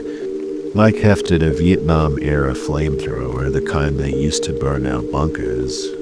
I gripped my tactical machete, the weight familiar, almost comforting. The Wendigo charged impossibly fast, bounding over snowdrifts. The crossbow bolt took the first one in the neck, punching through its throat. It screamed a sound to chill the blood, but kept coming. Then the flamethrower roared to life, and a stream of burning napalm engulfed the monsters, setting their pallid flesh alight. The stink of charred meat mingled with an odor of decay. Inhuman shrieks pierced the night, a primal chord of rage and agony. But they did not stop. Instead, they fell upon us. Burns already regenerating, fanged mouths yawning. I danced and wove, hacking at mottled limbs, seeking a beheading stroke. One raked my back, pain flaring hot and bright. I felt the warm gush of blood. Mike cried out as talons pierced his shoulder, but the flamethrower never ceased its bellow. Ethan slept on slick snow, and a looming shape buried him in slavering fury. Canna leapt to his aid, her knife flashing. I saw her pale face, frantic in the firelight, with blood black on her blade. None of us would die easily. We had known it might come to this, a last stand against the hungry. Dark had swam to go down, fighting to make the critters work for their meal. And fight we did, with fire and steel, with the unshakable bond of those who have shared the unthinkable. In the end, I think that was what saw us through that red and shrieking night. Not our weapons, formidable as they were, but our unity, the armor of our sworn brotherhood. Where one faltered, another stepped into the breach, drawing the fiend's fury. We did not break, we had each other's backs. The Wendigo died hard, thrashing and snarling in the trampled and bloody snow. We burned them to ash and scattered the remains. As the old stories warned, dawn found us shaken and scarred, but alive, gloriously, defiantly alive. We knew as the pale sun lit the aftermath of that grim battle that the fight wasn't over, it might never be over. Where there were 3 Wendigo, there could be more. The hunger never slept, never relented. It would dog us all our days, a shadow at the edges of the firelight. But as I looked at the faces of my friends, my comrades, limed in sweat and soot and weary triumph, I knew something else too, that some things were stronger than tooth and claw, stronger than the ancient ravenous dark. And as long as we stood together, as long as we held fast to our oaths and to each other, no nightmare could prevail against us. The forest would always need guardians, those willing to walk the line between the tame and the wild, to stare into the abyss so others could sleep easy in the night. And I knew now and forever that was a duty and a destiny I would bear proudly.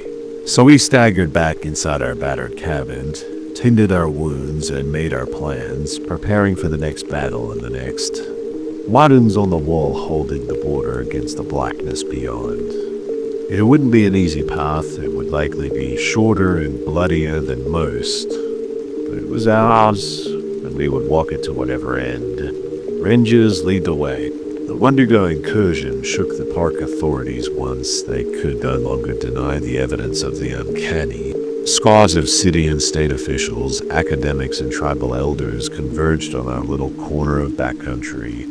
I watched them roam those haunted hills, so confident in their own modernity, and felt an uncharitable twist of scorn. They had no idea what they were playing with, the primal forces. Mike reined me in, reminded me we needed allies, not adversaries. That if we were going to have a prayer of getting ahead of this threat, of preparing others to face the hungry dark, we needed their resources and reach. So I swallowed my pride, shook hands, and played nice with the bigwigs from Fish and Wildlife, the National Park Service. I showed them the battleground, the scorched earth and bone fragments. Laid out our theories on the Wendigo's habits and vulnerabilities. All the while, I watched them pale and fidget, saw the dawning dread in their eyes. Good, I thought. Let them be afraid. Let them carry that cold lump of truth in their guts back to their conference rooms and fluorescent halls. The Ojibwe were the greatest help in the end. They opened their stories to us, shared old wisdom, how to ward campsites against unclean spirits, to purify places where the monsters had fed, the components of a potent sage to slow the transformation, should one of our own be bitten. I saw something like respect in their eyes, mixed with sorrow. They knew the toll this fight would take, the lives it would claim. But they also knew better than anyone that the duty could not be shirked, the forest could not be abandoned to the dark. We trained others in the end, spread the word through informal channels, ranger to ranger, warden to warden, drew up clandestine protocols, assembled caches of necessary weapons and charms. An army of sorts, a secret vanguard against the clawing night. Some dismissed us as cranks, wannabe Van Helsings chasing campfire tales. We didn't try too hard to convince them. Better they tend their trails in blissful ignorance than see the truth and break beneath it. This work required a certain temperament, a certain strength of spirit.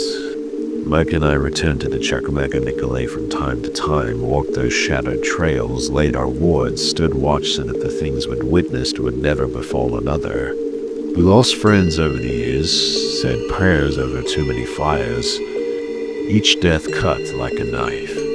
But always there were others to take up the torch, to hold the line. I learned to take solace in that during the long watches we shared. There were close calls, dark times when the fight seemed futile, the odds too long. I walked sweat-soaked and trembling, seeing feral eyes and bloodied fangs in every shadow. The scars ached like old bones before a storm. But we endured, as rangers always have. We took strength from the wild beauty we protected, from the gratitude of the families we shepherded through the wilderness, from each other, this strange fellowship of the haunted. And if I married in the end, none of us did. This life, this blood, it wasn't one we could ask another to carry. Our devotion was to the wild, to our sworn duty. Perhaps it was enough. The decades wore on and the world moved forward. New technologies, new wonders and horrors, but the ancient rhythms remained. The old huggers. Each year, a new crop of rangers, shiny and untested, walked into our forests. And each year, a grim few were chosen, handed the old secrets, watched as the firelight deepened the lines on our faces. And we spoke of monsters. I wonder sometimes how long our order will endure. How long the old ways will hold against the implacable press of progress. There may come a time when our wards fail, our watchfires gutter out. Our last ranger hangs up their gun belt, and the forest secrets sleep unguarded. I pray I do not live to see that day. Pray that there will always be a few with the clarity to stare into the dark, the grit to stand against it, the ones who walk the boundary, guarding the civilized world from all the primal threats it has forgotten. But those are worries for another time, another struggle. Tonight I sit by a crackling fire, watching sparks spiral into the vast darkness above. The night breathes around me, full of mystery and the distant yip of coyotes. My old scars twinge and my fingers tighten instinctively on my walking stick, carved with protective glyphs. Somewhere out there I know the wendigos still prowl, pale and hungry beneath the boughs. But I don't fear them as I once did. I've given my life to this ancient contest, and I can only trust that it has meant something, that the graves I have dug, the wounds I bear, have purchased some greater grace. The fire pops casting writhing shadows, and I let my mind drift. In the rising wood smoke I see their faces, Mike and Jenna, Ethan and Kayla, all the brave souls I have known, the ones who held the line. They are with me still, in the scores and the memories, in the work that carries on. I close my eyes, listening to the forest breathe. The night is close and wild, full of teeth, but I do not flinch from it. I have beheld the abyss, and through some trick of fate or fortune I have returned to the firelight. Let the shadows keep their secrets. Let them hunger and prowl beyond the boundary. While I'll be waiting, I know who come after, with our salt and iron, our amulets and hard-won wisdom. The Rangers will keep the watch. It's what we've always done through long centuries and longer nights.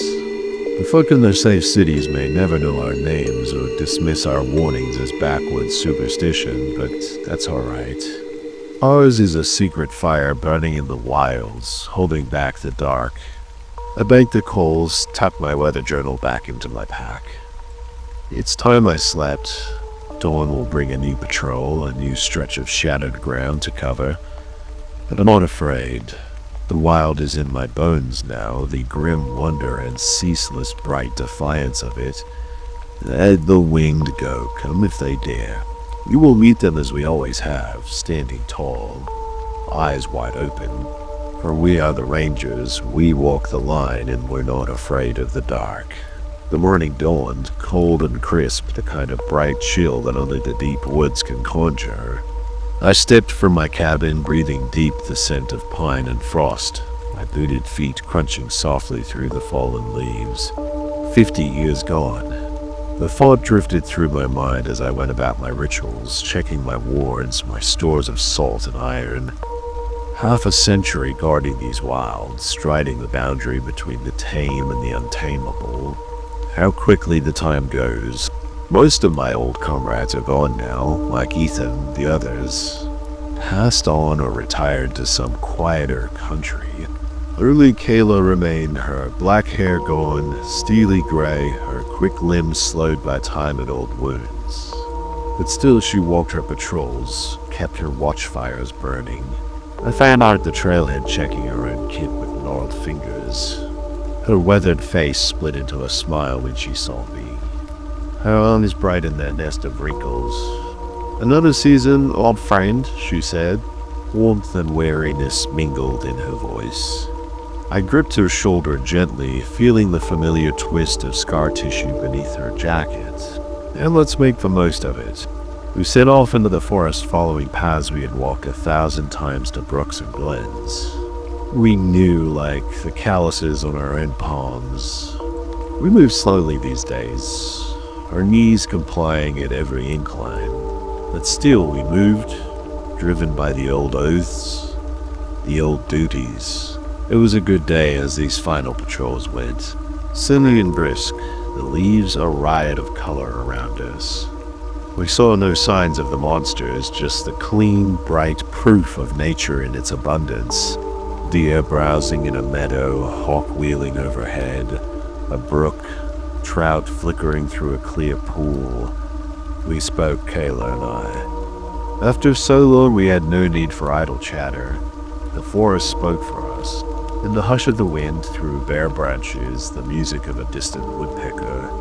Occasionally we would pause, point out some rare herb or blossom, some particularly stunning vista, and share a smile of quiet appreciation. It was approaching dusk when we reached the heart of our patrol, a small clearing marked with the subtle signs of our order. Glyphs carved into the trunks of trees, a ring of stones with the remains of old salt and iron at its center. Here we stopped to make camp, to lay our wards for the night. As I kindled the fire, I felt a strange weight settle into my bones, an unfamiliar fatigue. Kayla must have sensed it, for she touched my arm gently as I reached for another branch. "Dummy," she said softly, "rest a bit." I acquiesced with a small nod, sinking onto a fallen log. As the flames lit higher, I let my eyes drift over the clearing, over the shadows lengthening between the trees. How many nights had I sat like this, staring into the dark? How many times had I tensed at a distant howl, gripped my machete tighter at the snap of a twig? It seemed sometimes as if my whole life had been a long watch, a long bracing against the unnamed threats that roamed beyond the firelight. And yet, for all the horror I had witnessed, all the friends I had seen dragged into that ravenous dark, I could not find it in myself to regret. This had been my calling, my war. The scars I bore, within and without, were the badges of a battle hard fought, a legacy fierce and proud. As if sensing the turn of my thoughts, Kayla settled beside me, shoulder to shoulder in the fading light. "We've had a good run, haven't we?" She asked, her voice soft with memory. I smiled faintly. my eyes still on the tree line. The best. I wouldn't trade a day of it. She hummed in agreement as my gaze drifted out into the darkening woods. Do you think they're still out there? The question hung in the air between us, heavy with old dread and weariness. I considered it for a long moment, watching the shadows deepen and the first stars kindle overhead. I think they'll always be out there in one form or another, I said at last. The hunger, the wildness, it's part of this place, part of the balance. Kayla nodded slowly, her face seeming to glow in the firelight.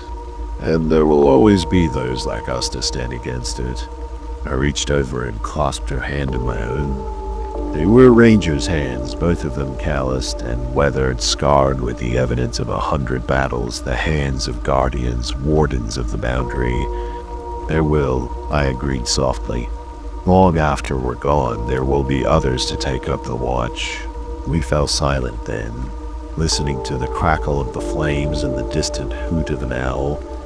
The night pressed close around us, wild and gaping, full of primal mysteries, but we did not fear it.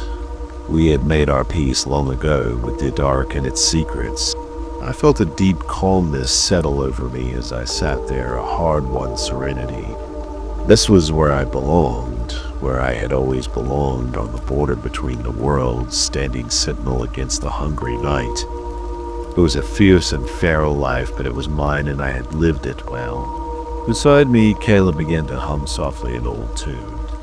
I half recognized some folk song of the forest, haunting and ethereal. I closed my eyes, letting the ancient melody wash over me. In it, I heard the whisper of long-dead rangers, the beat of their defiant hearts. Mike and Ethan, Jenna and the others, all those who had held the line. I would join them soon in that last great wilderness. I would walk those unseen trails. I would stand guard over misty thickets and starlit gleam, but not yet, not tonight. Tonight, I would keep the watch, as I had always done. And I would stare into the fall of night, daring the darkness to stare back. And in the morning I would begin my patrol anew, walking that ancient boundary for as long as strength remained. For I was a ranger and the forest was my ward, my charge. And I would guard it fiercely, faithfully, until the fading of the world. It was my oath, my honor, my life laid down in service of this wild and hallowed ground. I opened my eyes, that careless gaze across the flickering flames. In her face I saw the same knowledge, the same grim and radiant pride. We shared a smile, small and secret. Then, as one, we turned our faces to the night, the shadows, and their secret stirrings.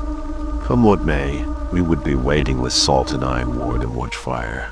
The long dark stretched before us, and we were not afraid. The chill September breeze rustled through the towering pines as I hefted my pack and set off down the overgrown trail. Crisp orange and red leaves crunched underfoot, the only sound in the still forest. As a park ranger, I cherished these solitary patrols, a chance to escape into nature's embrace, surrounded by the pristine beauty of the remote Oregon wilderness. But today I felt different. An eerie silence hung heavy in the air. The usual birdsong and skittering of small creatures were eerily absent. I couldn't shake the prickling feeling on the back of my neck, the sense of being watched from the shadows between the trees. I pursed on my boots, scuffing softly on the packed dirt. The trail wound up a ridge, ascending through the sea of conifers. As I crested the rise, I froze. There, in the small clearing below, stood a decrepit cabin. Weather-beaten boards hung askew, shutters creaked in the wind. It looked long abandoned except for the thin wisp of smoke curling from the crumbling stone chimney. My ranger training kicked in and I approached cautiously, one hand on my radio. As I neared the ruin, the door swung open with a tortured shriek of rusted hinges. I peered into the gloom. Dust motes swirled in a shaft of light from a grimy window. I took a step inside. Without warning, the door slammed shut behind me. I spun around frantically, yanking at the handle, but it wouldn't budge. Trapped, my heart hammered in my chest as I fumbled for my flashlight. The beam penetrated the murk, revealing a nightmarish scene. Strange symbols gouged into the walls, the floor sticky with dark stains. A charred black book lay open on a rough-hewn table. I snatched up the tome, its pages crackled with age. Elaborate woodcut illustrations seemed to writhe before my eyes, ghastly figures performing unspeakable rites in the depths of the forest. As I had tried to make out the faded text, a guttural chant began to echo from outside. The same phrase repeated over and over, rising in intensity. To my horror, I recognized the words, a fragment of an ancient Quechuan ritual said to summon a bloodthirsty nature spirit, the Ajapak. I had to get out of there. I threw my weight against the door once, twice it gave way with a splintering crack. I stumbled into the clearing and beheld a sight that turned my blood to ice. A dozen figures stood in a circle around the cabin, clad in tattered rags and animal masks. Deer, bear, wolf, owl. They swayed in unison, chanting that awful incantation. In the center of their ring, a stone altar dripped with crimson. I didn't want to imagine what manner of sacrifice had been made there. One of the cultists noticed me and let out an inhuman shriek. As one, they turned to face me, emotionless wooden faces hiding the madness in their eyes. I turned and sprinted into the trees, adrenaline flooding my veins. Branches whipped at my face as I plunged recklessly through the undergrowth. My lungs burned. The chanting grew louder, seeming to come from all around me. Now they were giving chase. I rushed a glance over my shoulder and immediately wished I hadn't. The cultists loped after me with unnatural speed and agility, more beast now than human, and behind them, towering over the tree line, a nightmarish silhouette, something huge and hulking with cruel curved horns and eyes that glowed like embers, the Ajapak. They had summoned it, the malevolent forest entity of Maya legend that demanded blood and fear, and now it had my scent.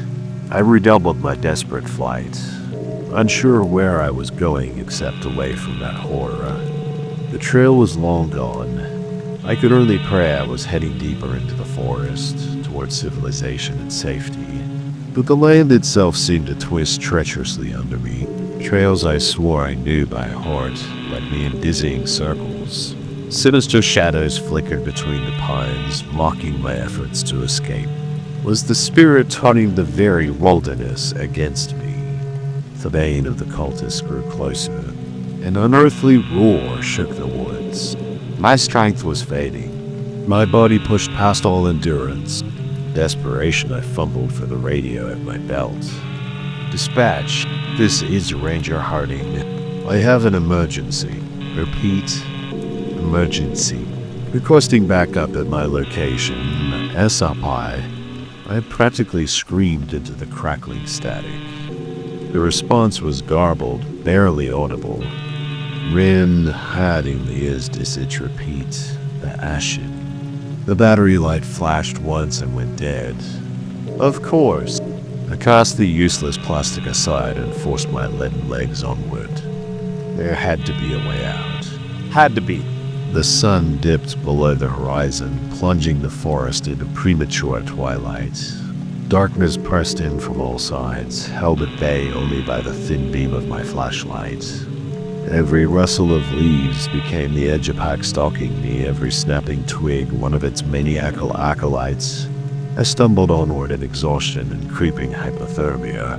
My senses were overwhelmed, direction meaningless. When the ground disappeared from under me, I barely had the energy to cry out. I tumbled down a steep embankment in a cascade of loose earth and rotting leaves before splashing into the icy waters of a mountain stream. The shocking cold jolted me back to alertness. I thrust towards the far bank and dragged myself ashore, shaking uncontrollably. Squinting into the deepening gloom, desperate for any landmark or sign of the trail, I spotted a glimmer of light through the trees. a campfire. I hold myself to my feet and stagger towards it, hardly daring to hope. As I drew closer, I caught the unmistakable scent of wood smoke and... was that coffee? I quickened my pace and burst into a small clearing to find two surprised campers gaping at my sudden appearance. Oh, thank God. I croaked, throat raw. I'm Ranger Harding. I need you to call for help right now. The words died on my tongue as I saw the expressions on their faces change from concern to knowing leers. Animal husks hung around their necks. My stomach turned to leave. I whirled to flee back into the forest, but an iron grip seized my arm. I found myself staring into merciless eyes in a wolf mask. The last thing I felt was a crushing blow to the temple, then nothingness. I awoke to a flickering firelight in agonizing pain. I was bound, hand and foot lashed, to a stake at the edge of the clearing. Through the pounding in my skull, I dimly registered that I had been stripped to my underwear. Woozy, I raised my head and beheld the Apache itself across the swirling bonfire. The thing was vaguely humanoid, but no human was ever so grotesquely contorted, so inhumanly tall and gaunt. Jagged antlers protruded from its skull. Tattered fur and leaves swathed the twisted frame of bark-encrusted limbs. Dull red eyes smoldered like lanterns in the depths of its gnarled face. Winged around their deity, the cultists writhed and gibbered, working themselves into religious ecstasies. I watched in dull horror as one, a slight figure in an owl mask, approached and knelt before the forest abomination, offering up a crude stone blade in outstretched hands. The Apache lazily extended a branch-like finger and touched the obsidian edge. The stone flared green, pulsing with unnatural viridescence. The cultist rose and turned towards me, clutching the consecrated blade. My heart nearly stopped as I caught a glimpse of the deranged eyes behind the mask, those of a young girl no more than 12 years old. She glided towards me, the other cultists parting before her. I knocked against my bonds in futile desperation as she raised the glowing blade over me. Over the blood roaring in my ears, I heard that same chilling chant, Kanakil Chua Kanapajchakul. Searing pain exploded through my body as the blade bit into my flesh, carving cruel designs. Most screams mingled with the cultist frenzied illusions and the Apache's alien roar, crafting a hellish symphony that echoed through the night. The girl worked with trance-like concentration, slashing mystical glyphs into my skin, painting me with my own blood. Through the haze of agony, I saw the Apache looming over me, its fiery eyes boring into mine. I felt it rifling through my mind, dredging up my deepest fears to feast upon. In that moment, I knew the chilling truth. It wasn't my flesh they were after. It was my terror. The Apache and its followers were getting off on my suffering, glutting themselves on my horror and despair. And it was working. What sane man wouldn't be hysterical with fear? In my position, but as I teetered on the precipice of madness, I grasped at a desperate hope. If all Apache grew stronger from my fear, could I weaken it by denying that fear? Could the sheer power of human will and courage sap its might even now? It was an insane idea, but I literally had nothing left to lose. Gritting my teeth against the sickening pain, I focused every fiber of my being on a single thought. I am not afraid. The Apache's triumphant howl took on a note of confusion. The green light of the knife flickered.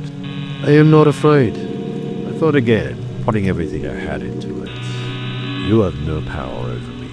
Now the Apache turned to face me fully, its features contorting into a mask of bestial rage. The link between us flared as it redoubled its psychic assault, dredging up ever more primal fears, falling, drowning, being eaten alive. But I held on to my conviction, like a drowning man clutching a life preserver. I stared the abomination dead in the eyes, unflinching. I took every scrap of horror and revulsion and flung it back in the thing's face. "You're pathetic," I sneered at it mentally. "A sad little fear parasite. You have nothing. You are nothing," the Ijapachi screamed. An awful, mind-rending sound. The stone blade shattered in the girl's hand. The bonfire flared up impossibly bright and hot. I squeezed my eyes shut against the blinding glare. When I opened them again, the clearing was empty. No cultists, no blood-stained altar, and no trace of the Ajapachi. Even my bonds were gone, however. My skin was still livid with half-healed scars. For a moment, I wondered if I had hallucinated the whole nightmarish ordeal. Then I saw them. A dozen sets of bare footprints in the ash leading off into the trackless wild. I hauled myself shakily to my feet, recovered my tattered uniform, and set off in the opposite direction. Time to get out of these damn woods. I stumbled into the ranger station 3 days later, delirious with hunger, thirst, and blood loss. My sudden reappearance sparked a frantic eruption of activity, medics fussing over my injuries, my supervisor demanding a report, and local law enforcement wanting a statement. I told them a version of the truth, that I'd been attacked by some backwoods cult that fancied themselves druids or something. I left out the supernatural bits with the Mayan demon. No need to make them think I'd lost my marbles out there. In the end, they chalked it up to mistaken identity. The cultists must have thought I was a trespasser on their turf and taught me a lesson. Illegal as hell, but not worth mobilizing a manhunt over, seeing as I'd survived to tell the tale. After all, this was rural Oregon. Folks out here had some funny ideas. I nodded along, content to let them come to their own conclusions. Meanwhile, I discreetly researched that black book I'd found in the cabin, copied down as much as I could remember before it vanished into an evidence locker. Turned out it was a rare 17th century tract on Mesoamerican esoterica and forbidden pre-Columbian rites. The ritual described within the summoning of the Ocho Pash had been a legend among the ancient Maya, a whispered story of a maligned forest entity and the twisted humans who worshipped it. Most dismissed it as a metaphor for the fear of uncharted nature, but a handful of scholars believed it referred to something horribly literal. If only they knew. Still, the lore claimed that the Opad could only manifest in places where the membrane between worlds was thin, sites of great suffering and terror. By deliberately instilling fear in human prey, the ritual created a wound in reality through which the entity could enter our dimension, if only for a time. It was a lot to take in. Part of me still wanted to deny the whole thing, but my scars told a different story. I had to accept that there were dark things lurking in the shadows of our world, hungry things, and there was no telling where they might surface next. I took a long sabbatical after that. Tried to lose myself in the bottle for a while. It didn't take. Every time I closed my eyes, I saw antlers and green fire. I knew in my bones that I had only delayed the Ojapash, not defeated it. And that girl in the owl mask still had the ritual knowledge. If places of great fear were what it needed, then I had to do my part to deny it that toehold. I had to spread light, hope, and courage anywhere darkness gathered too thickly. Maybe it was arrogant to think one man could make a difference against primordial evil. But I had to try. I tried out, toughened up, and requested a transfer to the places in most need of a steady hand and stout hearts, the wildlands where people had the most cause to be afraid. Racking up experience in some of the most rugged state and national parks in the country, I made it my mission to keep campers, hikers, and rangers safe from threats both mundane and uncanny. Michigan, Pennsylvania, North Carolina, Wisconsin. If there were things going bump in the night, I was there to bump back. I'd been a ranger for over a decade when I got the call. A group of scouts had vanished on a camping trip deep in the Chickamauga-Niculi National Forest near the Wisconsin-Michigan border. The only sign of them was a garbled radio transmission about lights in the trees. Search and rescue turned up no trace. Local authorities were stumped. They needed someone with my unique expertise in strange disappearances. I grimaced as I threw my gear into the truck. I knew those woods held the record for the most rescues there 3 years running back in the 90s. Also, one of the highest rates of unexplained phenomena in the Midwest. Ghostly orbs, disembodied voices, missing time, a liminal place where dark things gathered. Of course it had to be there. As I sped north on deserted logging roads, a sickening deja vu crept over me. It felt just like that day in Oregon a lifetime ago, that same uncanny stillness and sense of building dread. But I was better prepared now, wiser, ready for anything. I made camp near the Scouts' last known location, then set off into the shadowed timberland senses tuned to a hair trigger. Before long I spotted it, a faint green flickering between the boughs. Almost lost in the thickening dusk, my blood turned to ice. I knew that unearthly glow. Forcing down my instinctive panic, I crept closer, one hand tied on the hilt of my silvered hunting knife. As I parted the branches, the scene that confronted me rocked me to my core. A ramshackle altar of twisted sticks and bones stood in a small glade crawling with eldritch symbols that made my eyes water. Guttering emerald flames danced in a ring of black candles, and there, strung up like macabre marionettes between the trees, were the missing scouts. Crude fetishes and animal skulls dangled around their necks. Their dead eyes bulged above duct tape gags. At their feet knelt a familiar figure in a ragged owl mask, rocking and jabbering as it inscribed. I waited until the owl-masked figure finished its grisly work and slipped away into the darkness before making my move, fighting down revulsion. I cut the scouts' limp forms down as quickly and carefully as I could.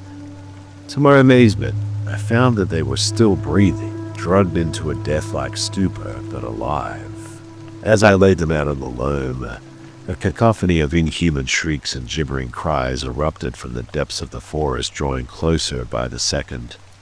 The cultists knew their ritual had been interrupted. They were coming.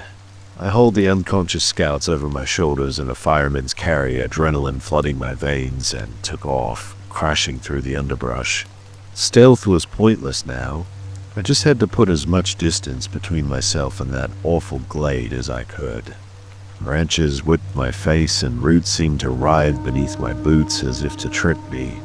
My breath came in ragged gasps, but I refused to stop, fueled by raw survival instinct, until I stumbled into a familiar clearing, the overgrown ruins of an old logging camp. I lowered my precious cargo to the mossy floor of a half-collapsed mill and barricaded the doors with whatever rotted timber I could salvage. Through gaps in the walls I glimpsed misshapen shadows flitting between the trees at the edge of the clearing, accompanied by chilling howls that no human could make. They had me surrounded, and this time there would be no escape through the trackless woods. I'd have to make my stand here and pray that the search and rescue choppers found us before the Ajapac and its minions did.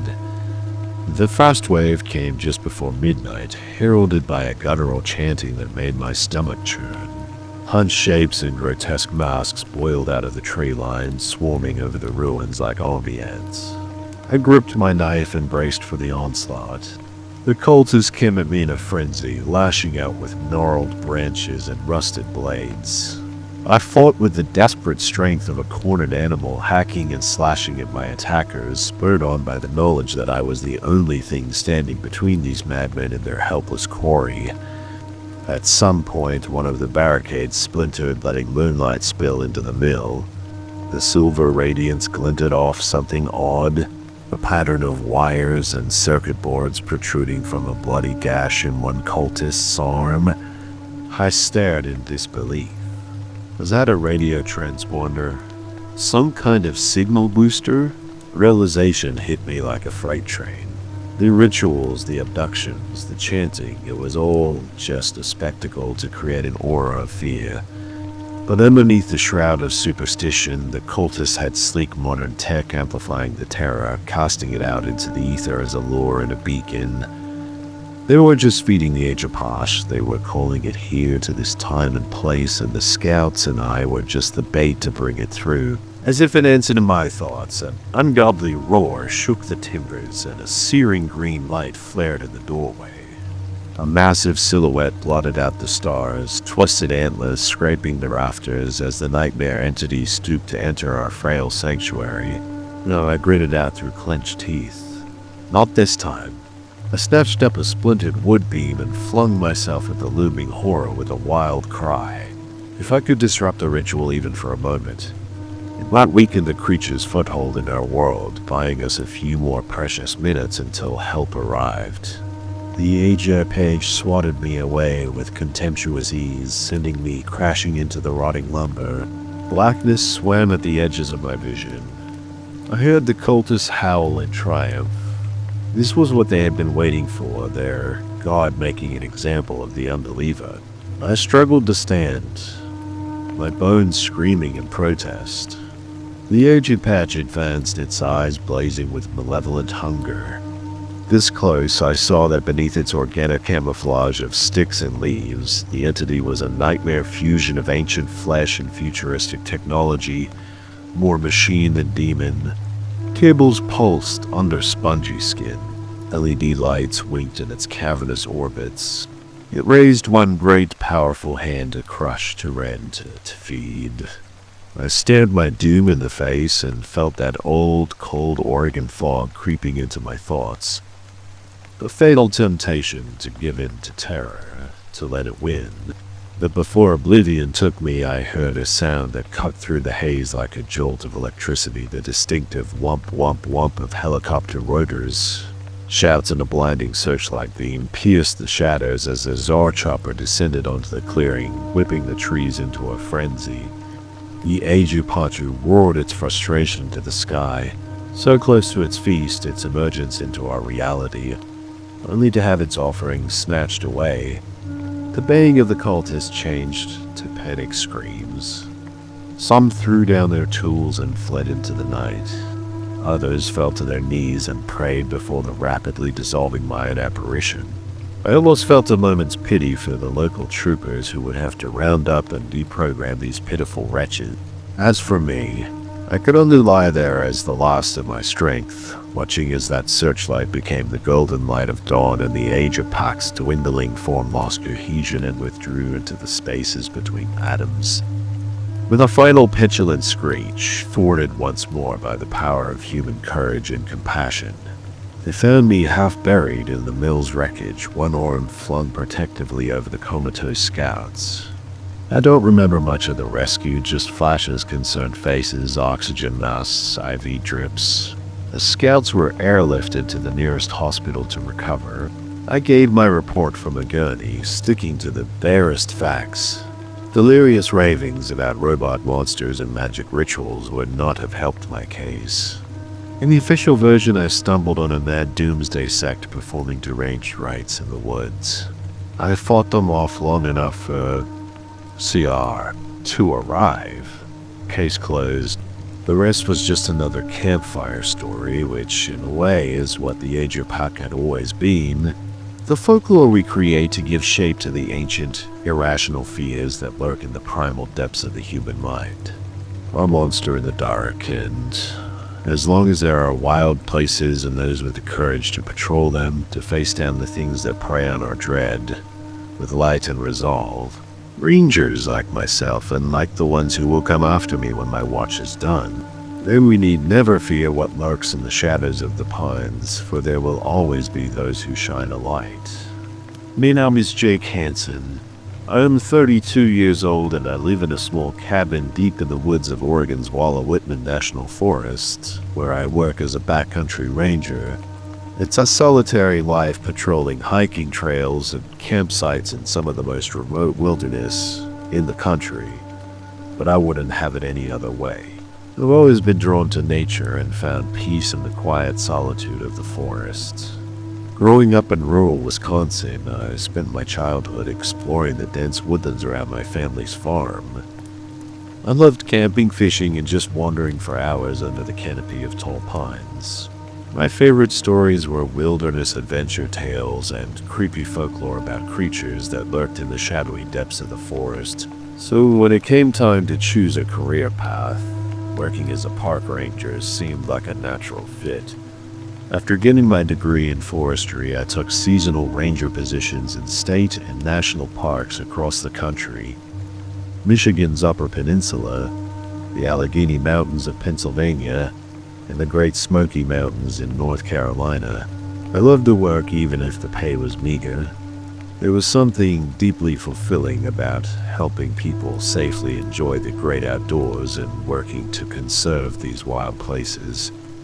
But as I entered my 30s, still living paycheck to paycheck, I started to crave a more permanent position.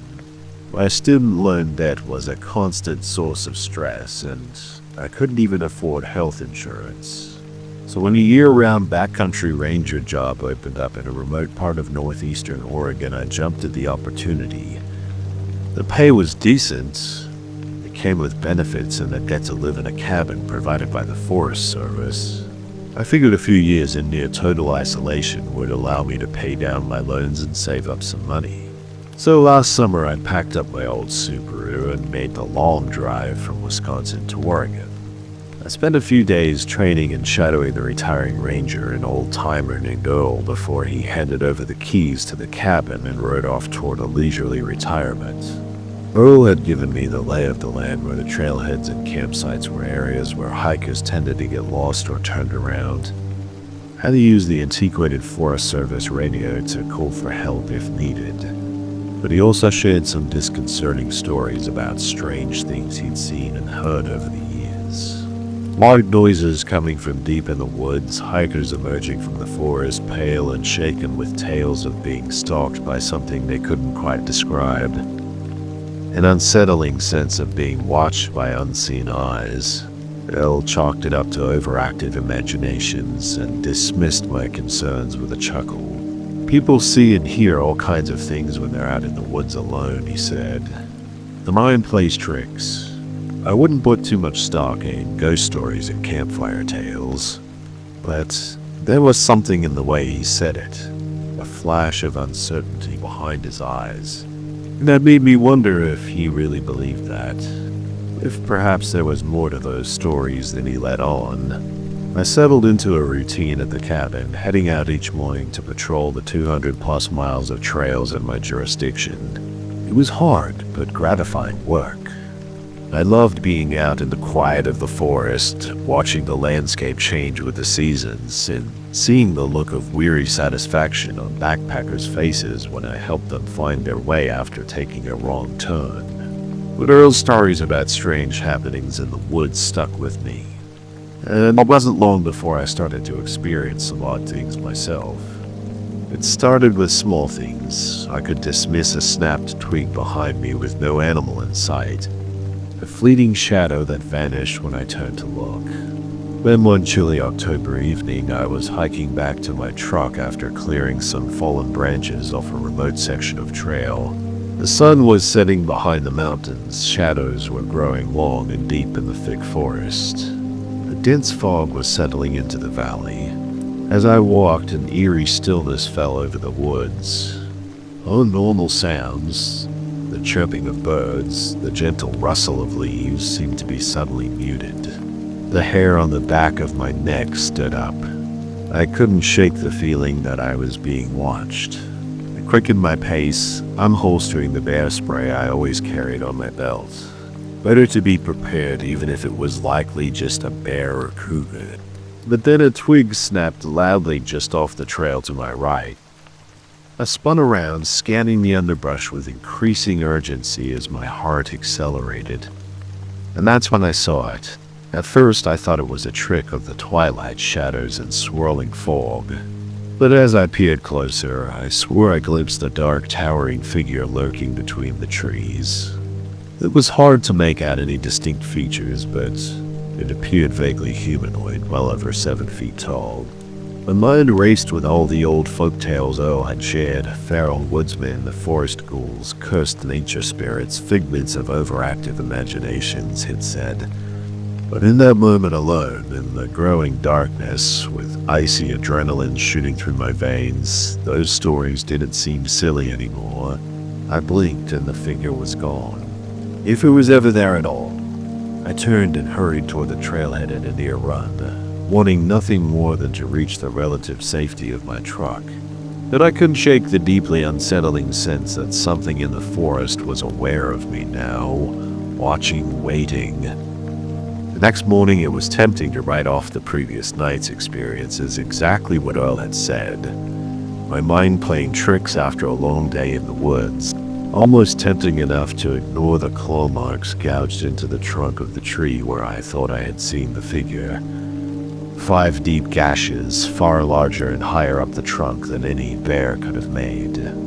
I documented it and radioed it into my Forest Service supervisor, trying to keep my tone neutral and professional. She promised to send someone out to investigate, but seemed unconcerned. Probably just a big bear scratching an itch, she said. Let's not get carried away. But as the weeks went by, the strange occurrences kept piling up. I hiked past campsites that looked ransacked and shredded supplies strewn about, but no tracks around them, human or otherwise. Some hikers stumbled back to trailheads after dark, pale and disoriented, babbling about twisted figures peering at them from the mist. I found piles of animal bones deep in the forest, deer, coyotes, the occasional unfortunate camper's dog, gnawed clean and cracked open as if something had been feasting on the marrow. I dutifully reported it all, but was invariably dismissed. Wild animal attacks, hungry scavengers, campers getting spooked over nothing. Maybe I was spending too much time alone in the woods, they suggested. But they weren't out there every day like I was. They didn't feel the skin-crawling sensation of being watched by unseen eyes. Didn't glimpse dark shapes slipping between the trees and then gone. I scoured the internet for answers in my limited downtime, searching for any hint about what might be lurking in the forest. I found scattered reports eerily similar to what I'd experienced: missing hikers, mutilated animal carcasses, sightings of hulking, twisted figures that vanished like smoke. And I found old folktales and Native American legends about the skookum, dark spirits of the forest that guarded its wild places from human interlopers. Shape-shifting creatures that could paralyze prey with a look rip a man apart like a rag doll. Suddenly, Earl's campfire stories didn't seem so far-fetched. But without concrete proof, I knew how it would sound to report any of this. Like I'd lost my grip on reality, or wasn't fit to do my job. So I kept it to myself and tried to go about my duties. And every day I felt the noose of dread tightening around me. Something out there was watching me, stalking me. It was only a matter of time before I ended up as scattered bones on the forest floor. It all came to a head on a bitter cold day in early December. I was miles from my truck, following up on a report of an abandoned campsite when I heard the scream. It was a human sound, raw and with terror echoing through the skeletal winter trees. My heart pounded as I ran through the snowy undergrowth toward the source of the scream, my radio crackling uselessly at my belt. No signal this far out, but the forest had fallen eerily silent again. After several frantic minutes of searching, I stumbled into a small clearing and stopped dead. The backpacking tent was shredded to ribbons. The snow around it churned up and stained red with blood. A mangled human arm dangled from the low branches of a tree. My stomach clenched and I fought back a wave of nausea. I'd seen animal kills before, but this was something else entirely, something brutal and malevolent.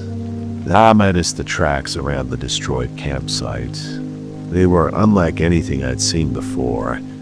Huge bipedal prints with elongated toes sinking deep into the snow. The tracks led away from the clearing further into the woods as if something had dragged off its prey. And then I heard it from somewhere in the forest behind me, a low, guttural growl that made my blood run cold. I turned slowly and found myself face to face with a creature out of a nightmare. It was vaguely human-shaped, but much taller and grotesquely elongated, with arms that hung down past its knees. Matted fur covered its body, and its face was like a twisted parody of human features. But it was the eyes that froze me in place, two glowing red orbs that seemed to bore straight through me. An overwhelming sense of horror and revulsion rooted me to the spot, even as every instinct screamed at me to run. The creature took a lumbering step toward me, its lips peeling back to reveal jagged yellow teeth. A clawed hand reached for me, and I finally broke free of my paralysis. I turned and ran faster than I'd ever run in my life, crashing blindly through the undergrowth as the thing gave chase behind me. Branches slapped my face and icy air burned my lungs as I sprinted in sheer panic, expecting at any moment to feel claws sink into my back. But I didn't dare look behind me. I ran until my legs gave out, until I stumbled out of the trees and collapsed in a snowy field, retching and shaking. And when I finally gathered myself to look back at the forest edge, heart still jackhammering against my ribs, nothing was there. Just the ominous silhouettes of trees and the softly falling snow.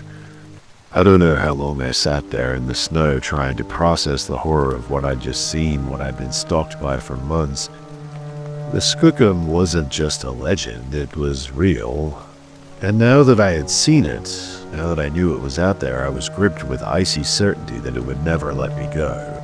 With shaking hands, I radioed in to report the incident, trying to keep my voice from cracking as I requested an emergency removal from my post. I spun a story about a grossly mutilated bear carcass, omitting any mention of the creature. I couldn't risk sounding crazy, but I also knew I couldn't stay out of here, not for one more night. "We can send someone out to pick you up tomorrow," my supervisor said, sounding more annoyed at the inconvenience than concerned. "It's too late to get a helicopter out there now. Just sit tight," and the radio cut out in a burst of static.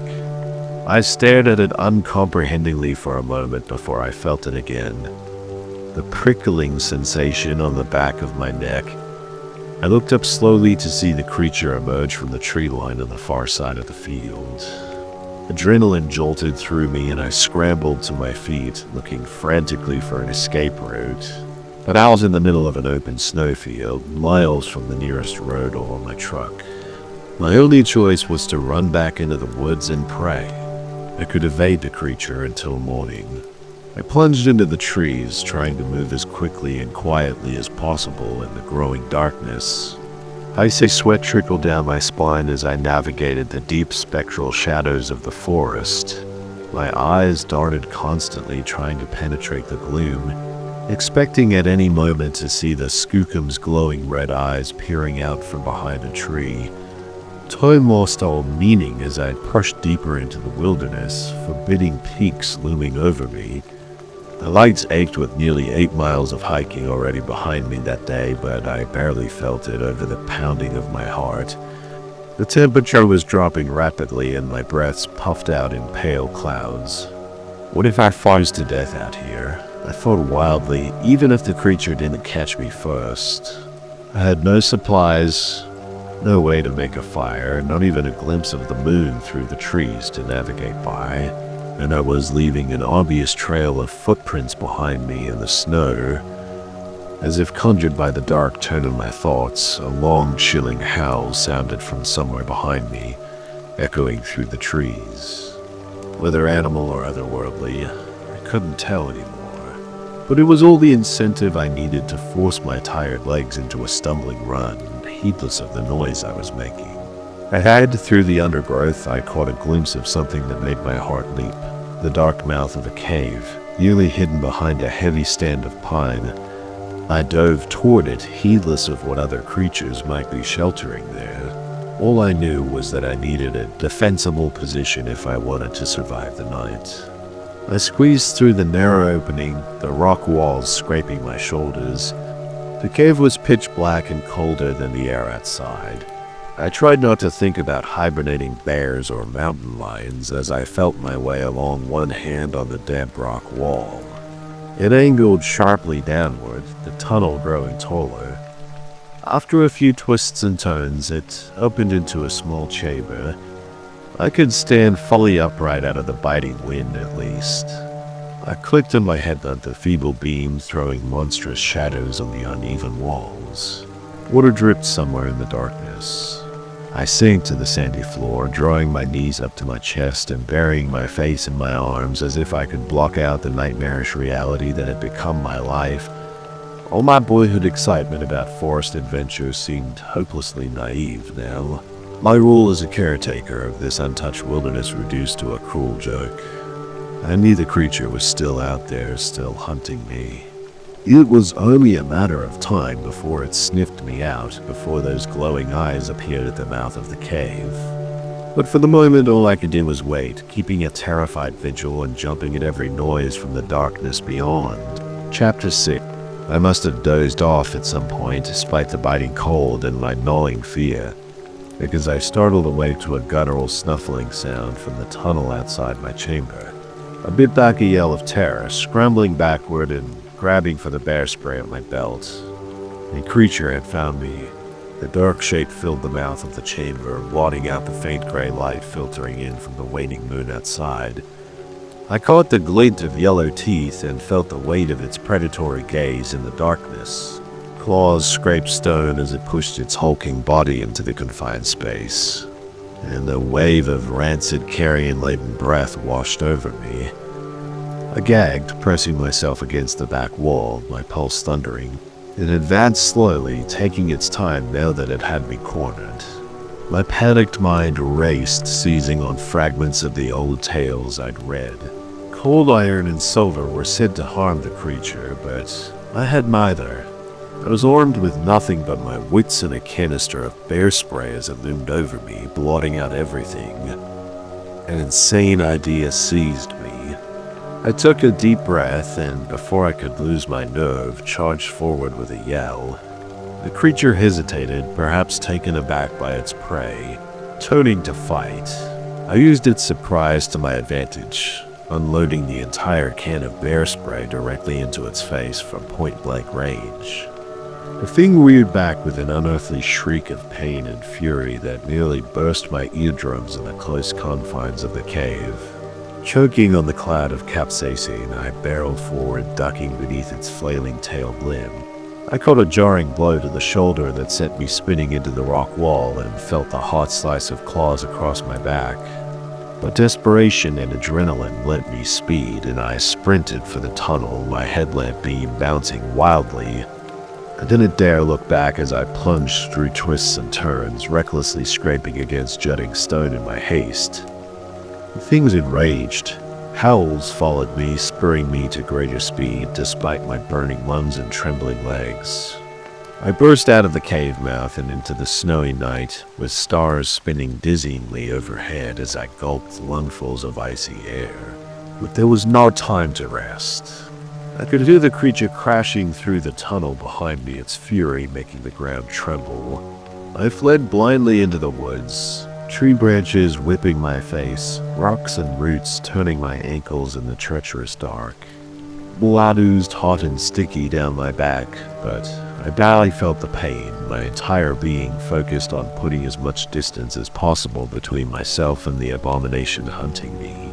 Time lost all meaning as I ran, pushing myself past the point of exhaustion, past when my body was begging me to stop. The forest blurred into a nightmare landscape of grasping shadows and unearthly shrieks and howls. I had no idea if I was even heading in the direction of my truck or the ranger station anymore. The only thing that mattered was escaping the creature. At some point, pure adrenaline deserted me, and I found myself on my hands and knees in the snow, retching and gasping for air that seemed too thick to breathe.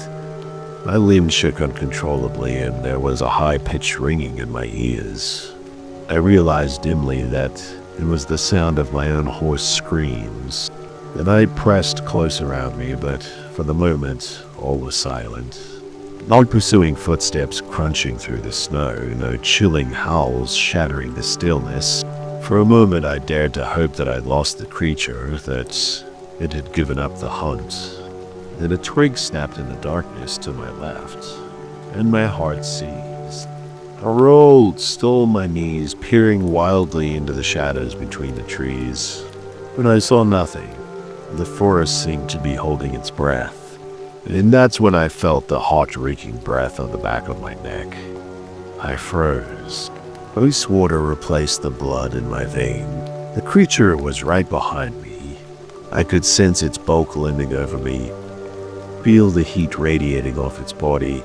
A choked sob escaped my throat as I waited for the feel of claws and teeth rending my flesh. But the blow never came.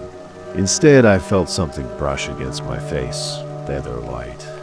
Trembling, hardly daring to breathe, I opened my eyes and found myself gazing up into the whizzing, leathery face of an old Native American man.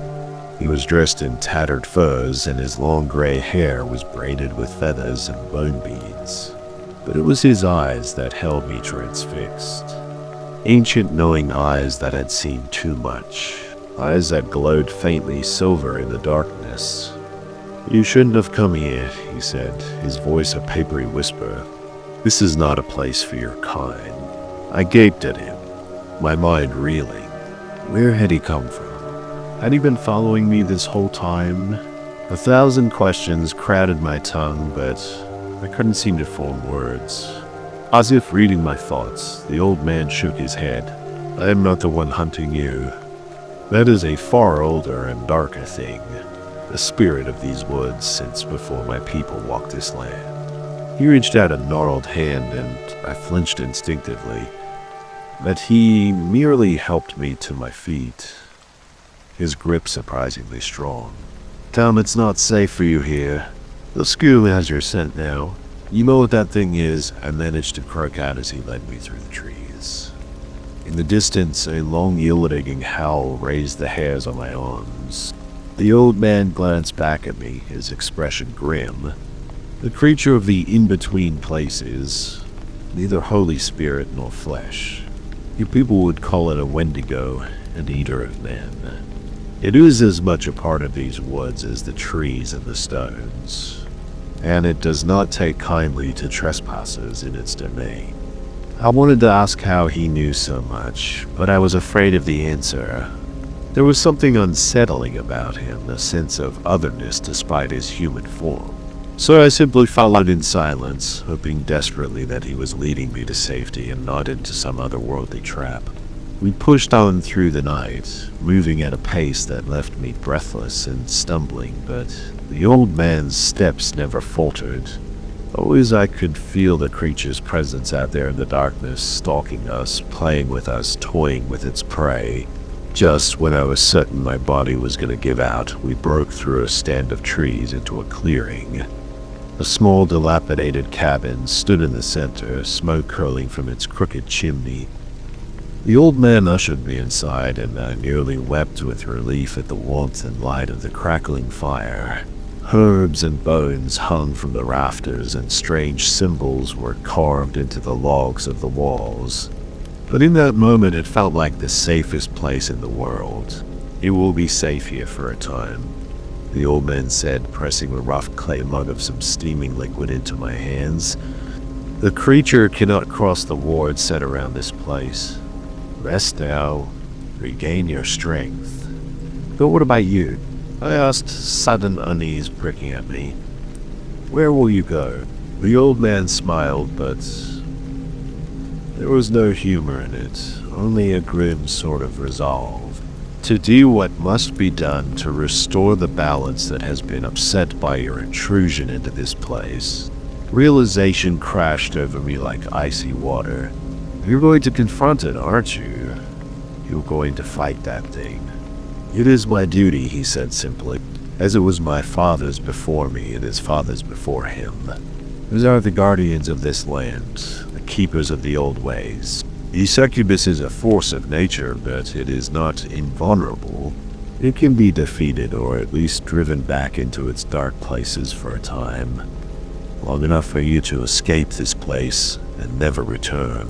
I opened my mouth to protest, to tell him that I couldn't let him face that abomination alone, even if it meant my own life. But there must have been something in that tea, because a sudden crushing wave of exhaustion swept over me. I felt myself sinking to the dirt floor as the room spun around me. The last thing I saw before my eyes fluttered closed was the old man standing in the doorway, a grim specter silhouetted against the waning moon. Then darkness took me, and I knew no more. Fear jolted through me, and I struggled to my feet, staggering to the cabin door and wrenching it open.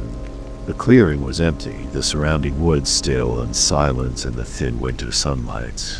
No sign of the creature or the old man. For a long moment, I simply stood there scanning the tree line for any movement, any indication of what had happened in the night. Then I saw it. A dark figure crumpled in the snow at the far side of the clearing as if it had been tossed there by a great force. I approached slowly, my heart and throat heavy until I could make out the distinctive furs and long gray braids of the old native man. He was dead. That much was obvious from the unnatural angle of his neck, his sightless eyes staring up at the pale sky. Great gashes rent his chest and stomach, and the snow around him was stained crimson. A sob caught in my throat as I sank to my knees beside him, hot tears blurring my vision. This man, this stranger had given his life to save mine, had upheld an ancient duty to protect this land and those who wandered into it, even the foolishly unprepared like myself. I don't know how long I knelt there in the blood-spattered snow, weeping for a man I had barely known. But eventually a grim resolve settled over me. I could not let his sacrifice be in vain. I returned to the cabin and found the old man's pack stuffed with supplies and strange talisman. I shouldered it along with my own meager gear and set out into the cold morning light. I had no idea which direction to go, but I knew I had to get out of these woods. I had to return to civilization and tell people what I had seen, what I had learned. The world needed to know that the old legends were real, that there were dark things lurking in the untouched places of the earth, ancient and hungry, and that there were also those who stood against them, who gave their lives to protect the ignorant and innocent. I walked for hours until my legs trembled with exhaustion and my feet left bloody prints in the snow. But I didn't dare stop, I didn't dare rest, not until I finally stumbled out of the tree line and spotted the blessed sight of a lonely highway snaking through the foothills. I nearly wept with relief as I flagged down the first car I saw, babbling my story to the stunned driver. They must have thought me mad, raving about monsters and native magic. But the claw marks scoring my back and the haunted look in my eyes must have convinced them of at least the urgency of my distress, because they agreed to take me to the nearest town. In the days and weeks that followed, I told my story to anyone who would listen: park officials, local reporters, online forums devoted to the paranormal and the unexplained. Most dismissed me as a crackpot or just deeply traumatized by my experiences in the wilderness. But there were a few who believed, who had heard the old stories from their own ancestors, who knew that the thin veneer of civilization only went so deep, that there were dark and primal things in the wild places that modern man was not meant to understand. I will never go back to those woods. I will never again walk the shadowed paths of the backcountry, one eye always watching over my shoulder. Let the wildness keep its secrets and its hungry gods. But I will also never forget the old native man who saved my life, or the sacred duty to which he gave his last breath. There are guardians in this world, silent and watchful, standing vigil against the things that prey on men. And as long as I live, I will honor them. And I'll be forever haunted by glowing red eyes watching me from the darkness of the forest. When I took the job as a park ranger, I thought it would be a chance to escape the stresses and worries of my old life in Michigan.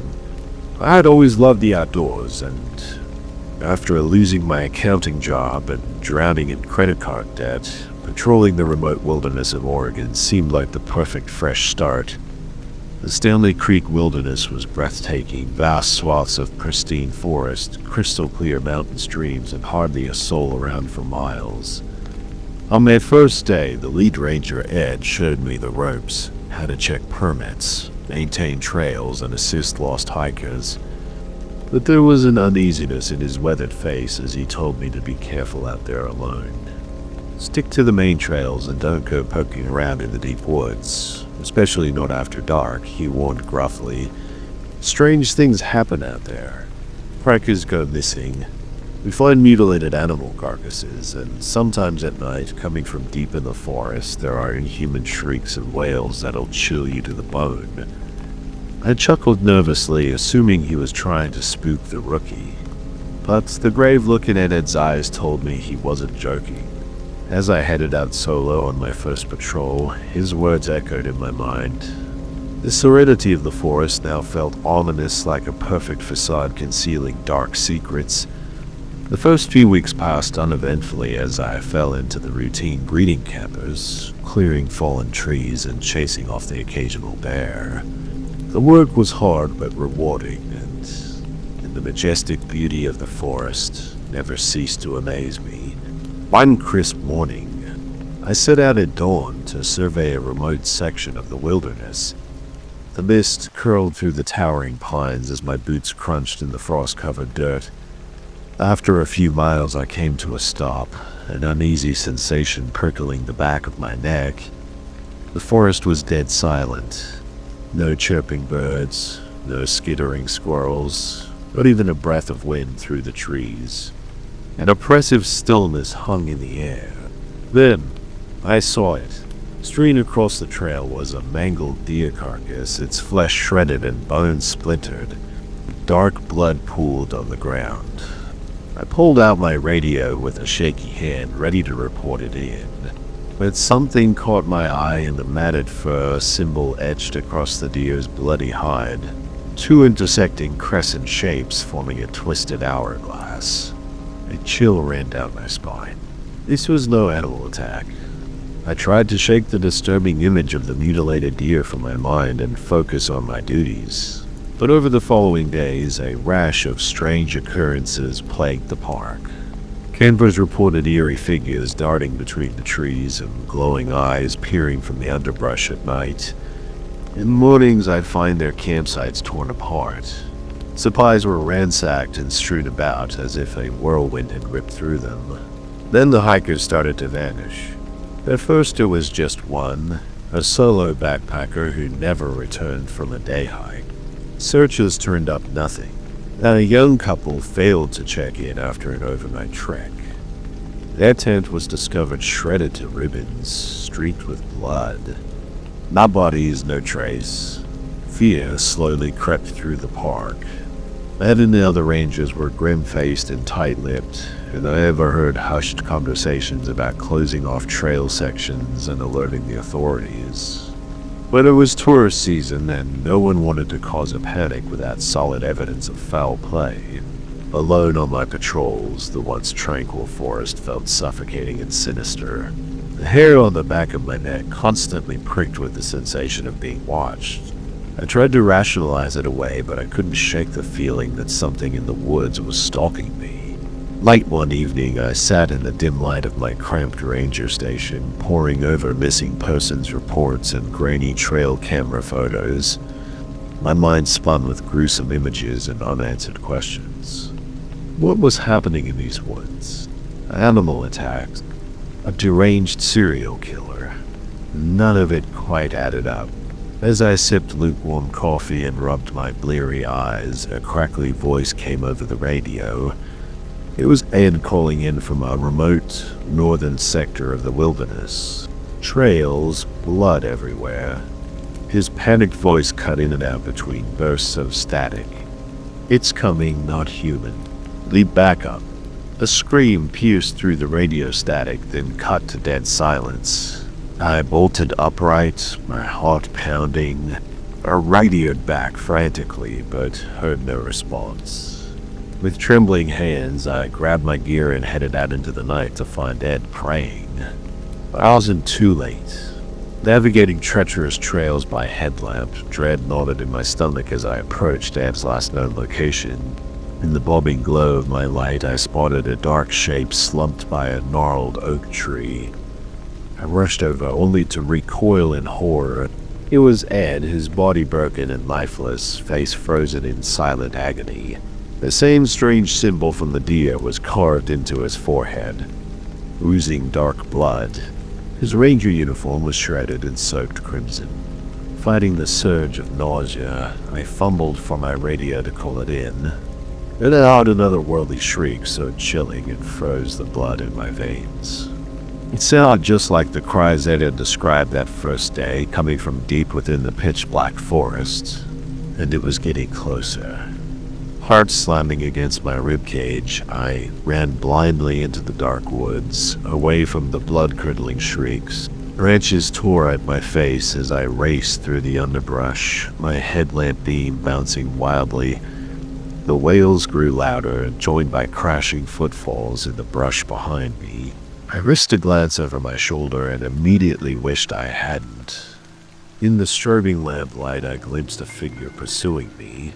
It was unlike anything I'd ever seen, humanoid in shape but gaunt and emaciated, with flesh pale as moonlight stretched grotesquely over elongated limbs. In place of a face was a skeletal snout lined with jagged teeth and dark sunken pits for eyes. Pure primal terror propelled me faster through the woods as the creature screeched behind me. I gasped for air, thinking desperately of Michigan, wishing I was back in my tiny apartment, living my boring old life instead of running for my life through a nightmare forest. Bursting through a dense thicket, the ground suddenly vanished beneath my feet. I tumbled down a steep ravine, bouncing off rocks and logs until I splashed into an icy mountain stream. The shock of cold water brought a moment of clarity. Dragging myself to the muddy bank, I heard the creature shrieking in frustration above, pacing the edge of the ravine. For a moment, I thought I was safe. Then the wails multiplied in the darkness all around. There were more than one, and they were descending into the ravine, pursuing their prey. I staggered to my feet and took off again, slipping over mossy rocks as I fled down the center of the shallow stream.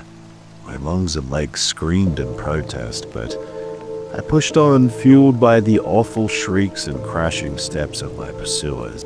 Splashing around a bend in the stream, I spotted a dark cleft in the sheer rock wall of the ravine. Praying it was deep enough to hide in, I scrambled through the icy water and squeezed into the narrow crack in the stone. Pressing myself into the cold, wet rock, I tried to silence my ragged breathing. The stench of rotting meat wafted into the crevice, and I heard the screeching of claws on stone. The pale creatures had followed me and were sniffing along the ravine, mere feet away from my hiding place. My muscles trembled with exhaustion and fear as I willed myself to melt into the shadows. An agonizing eternity passed before the snuffling breaths and click of talons on rock began to recede. The creatures moved off, continuing their hunt downstream. I didn't dare move from my cramped hiding spot, waiting until the sounds faded entirely into the night. When silence returned, I dragged myself out, wincing at the lancing pain from my battered body. I scooped icy water to wash the blood and grit from my face, then froze when I noticed markings etched into the ravine wall. It was the same symbol, the hourglass of two crescents gouged repeatedly into the rock, as far as my headlamp could penetrate down the ravine.